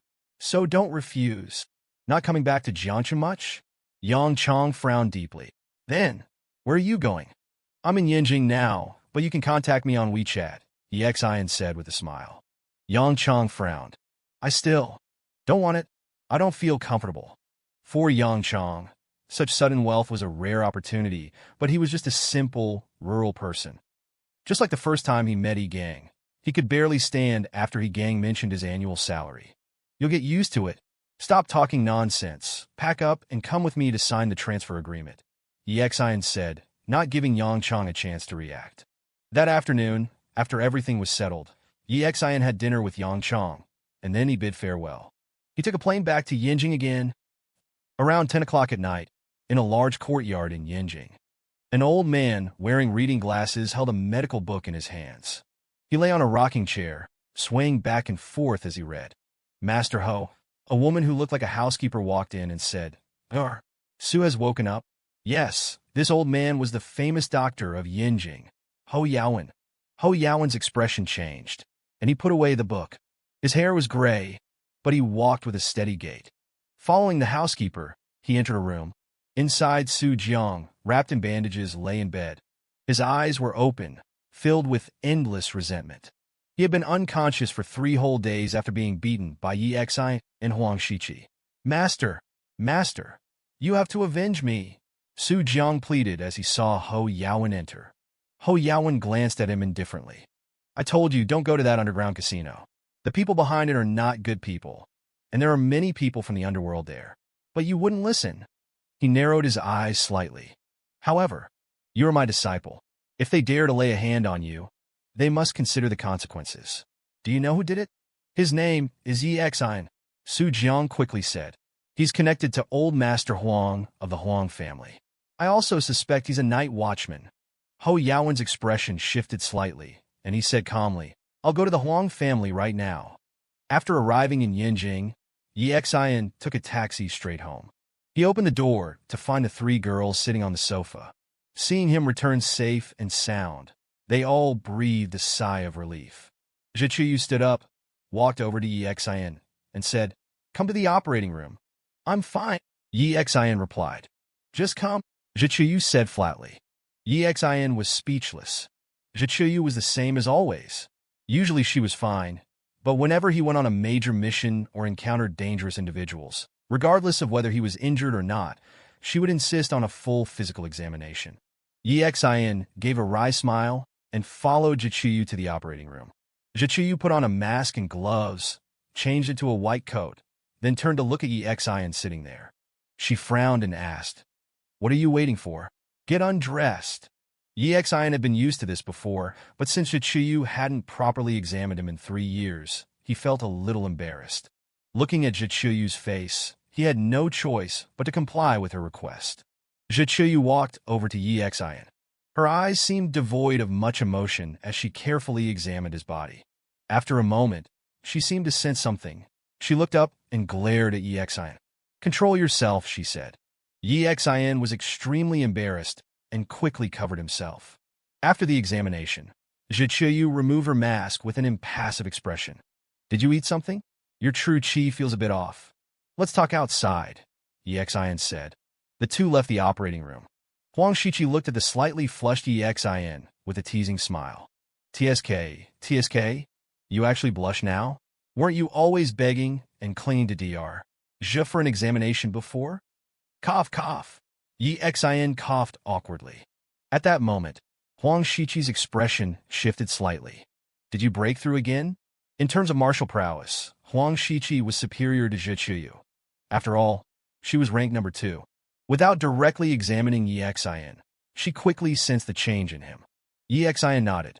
Indeed, I've had a bit of a breakthrough, and that's what I wanted to tell you about. Oh, all three of them looked at him. Actually, haven't we always been curious why Red Lotus keeps targeting wealthy families? Xin said. Their goal is likely a strange type of bone that these people possess. A strange bone? Huang Shiqi looked at Xin in surprise. Zhang Jinan had one of these bones. This time, Helan Tian came out of seclusion, and Shadow personally kidnapped Zhang Wanwan. When I went to rescue her, I absorbed the bone, and over the past 3 days, I felt myself break through, Xin explained, exhaling. Huang Shiqi was slightly surprised. Zhiqiu sighed. I need to report this. Xin didn't object. Then he said thoughtfully, Oh, there's another thing I need to tell you. We never knew where the people kidnapped by Red Lotus were taken. Helan Tian revealed a bit that day. They were most likely sent to Sin City, and I'm afraid their fate won't be good. The expressions of both Huang Shiqi and Zhiqiu changed slightly. They had been to Sin City. It was a paradise for the underground world, easy to enter, difficult to leave. When they accompanied Xin on a mission there, they barely escaped with their lives. That place was where even the Night Watch couldn't interfere on this planet. All right, I'll report it all together, Zhiqiu said, exhaling. Xin hadn't mentioned these things on the phone, and Zhiqiu didn't report them directly by phone either. This kind of information was top secret. How are things here? Xin asked. No movement for now, Zhiqiu replied. They don't seem to have any intention of making a move. I don't know what's going on, but I guess the Legion commander and the others probably know about the bone. Otherwise, they wouldn't have said Wang Jiechi is so important. Xin pondered and then nodded. Possibly. Get some rest. Go meet with Wang Jiechi tomorrow. Zhiqiu paused, then remembered something. By the way, you said you were exposed before? Xin nodded. Helan Tian saw my face, but he didn't take any pictures. If he doesn't show up, no one should know what I look like. That's good. We can still send you to Wang Jiechi's side for protection under the guise of work, Zhiqiu said. Go and rest. Xin nodded. After a simple wash, he lay down on the sofa and fell into a deep sleep. In Yanjing, inside the Huang family's residence, there were quite a few security personnel. As one of the richest people in the world, the Huang family took their security very seriously. Old Master Huang was sitting on the sofa watching TV, with Huang Xin accompanying him. She glanced at the time and said, Grandpa, it's almost time for you to rest. I should go back to sleep too. Huang Zhongshe actually had quite a few grandchildren.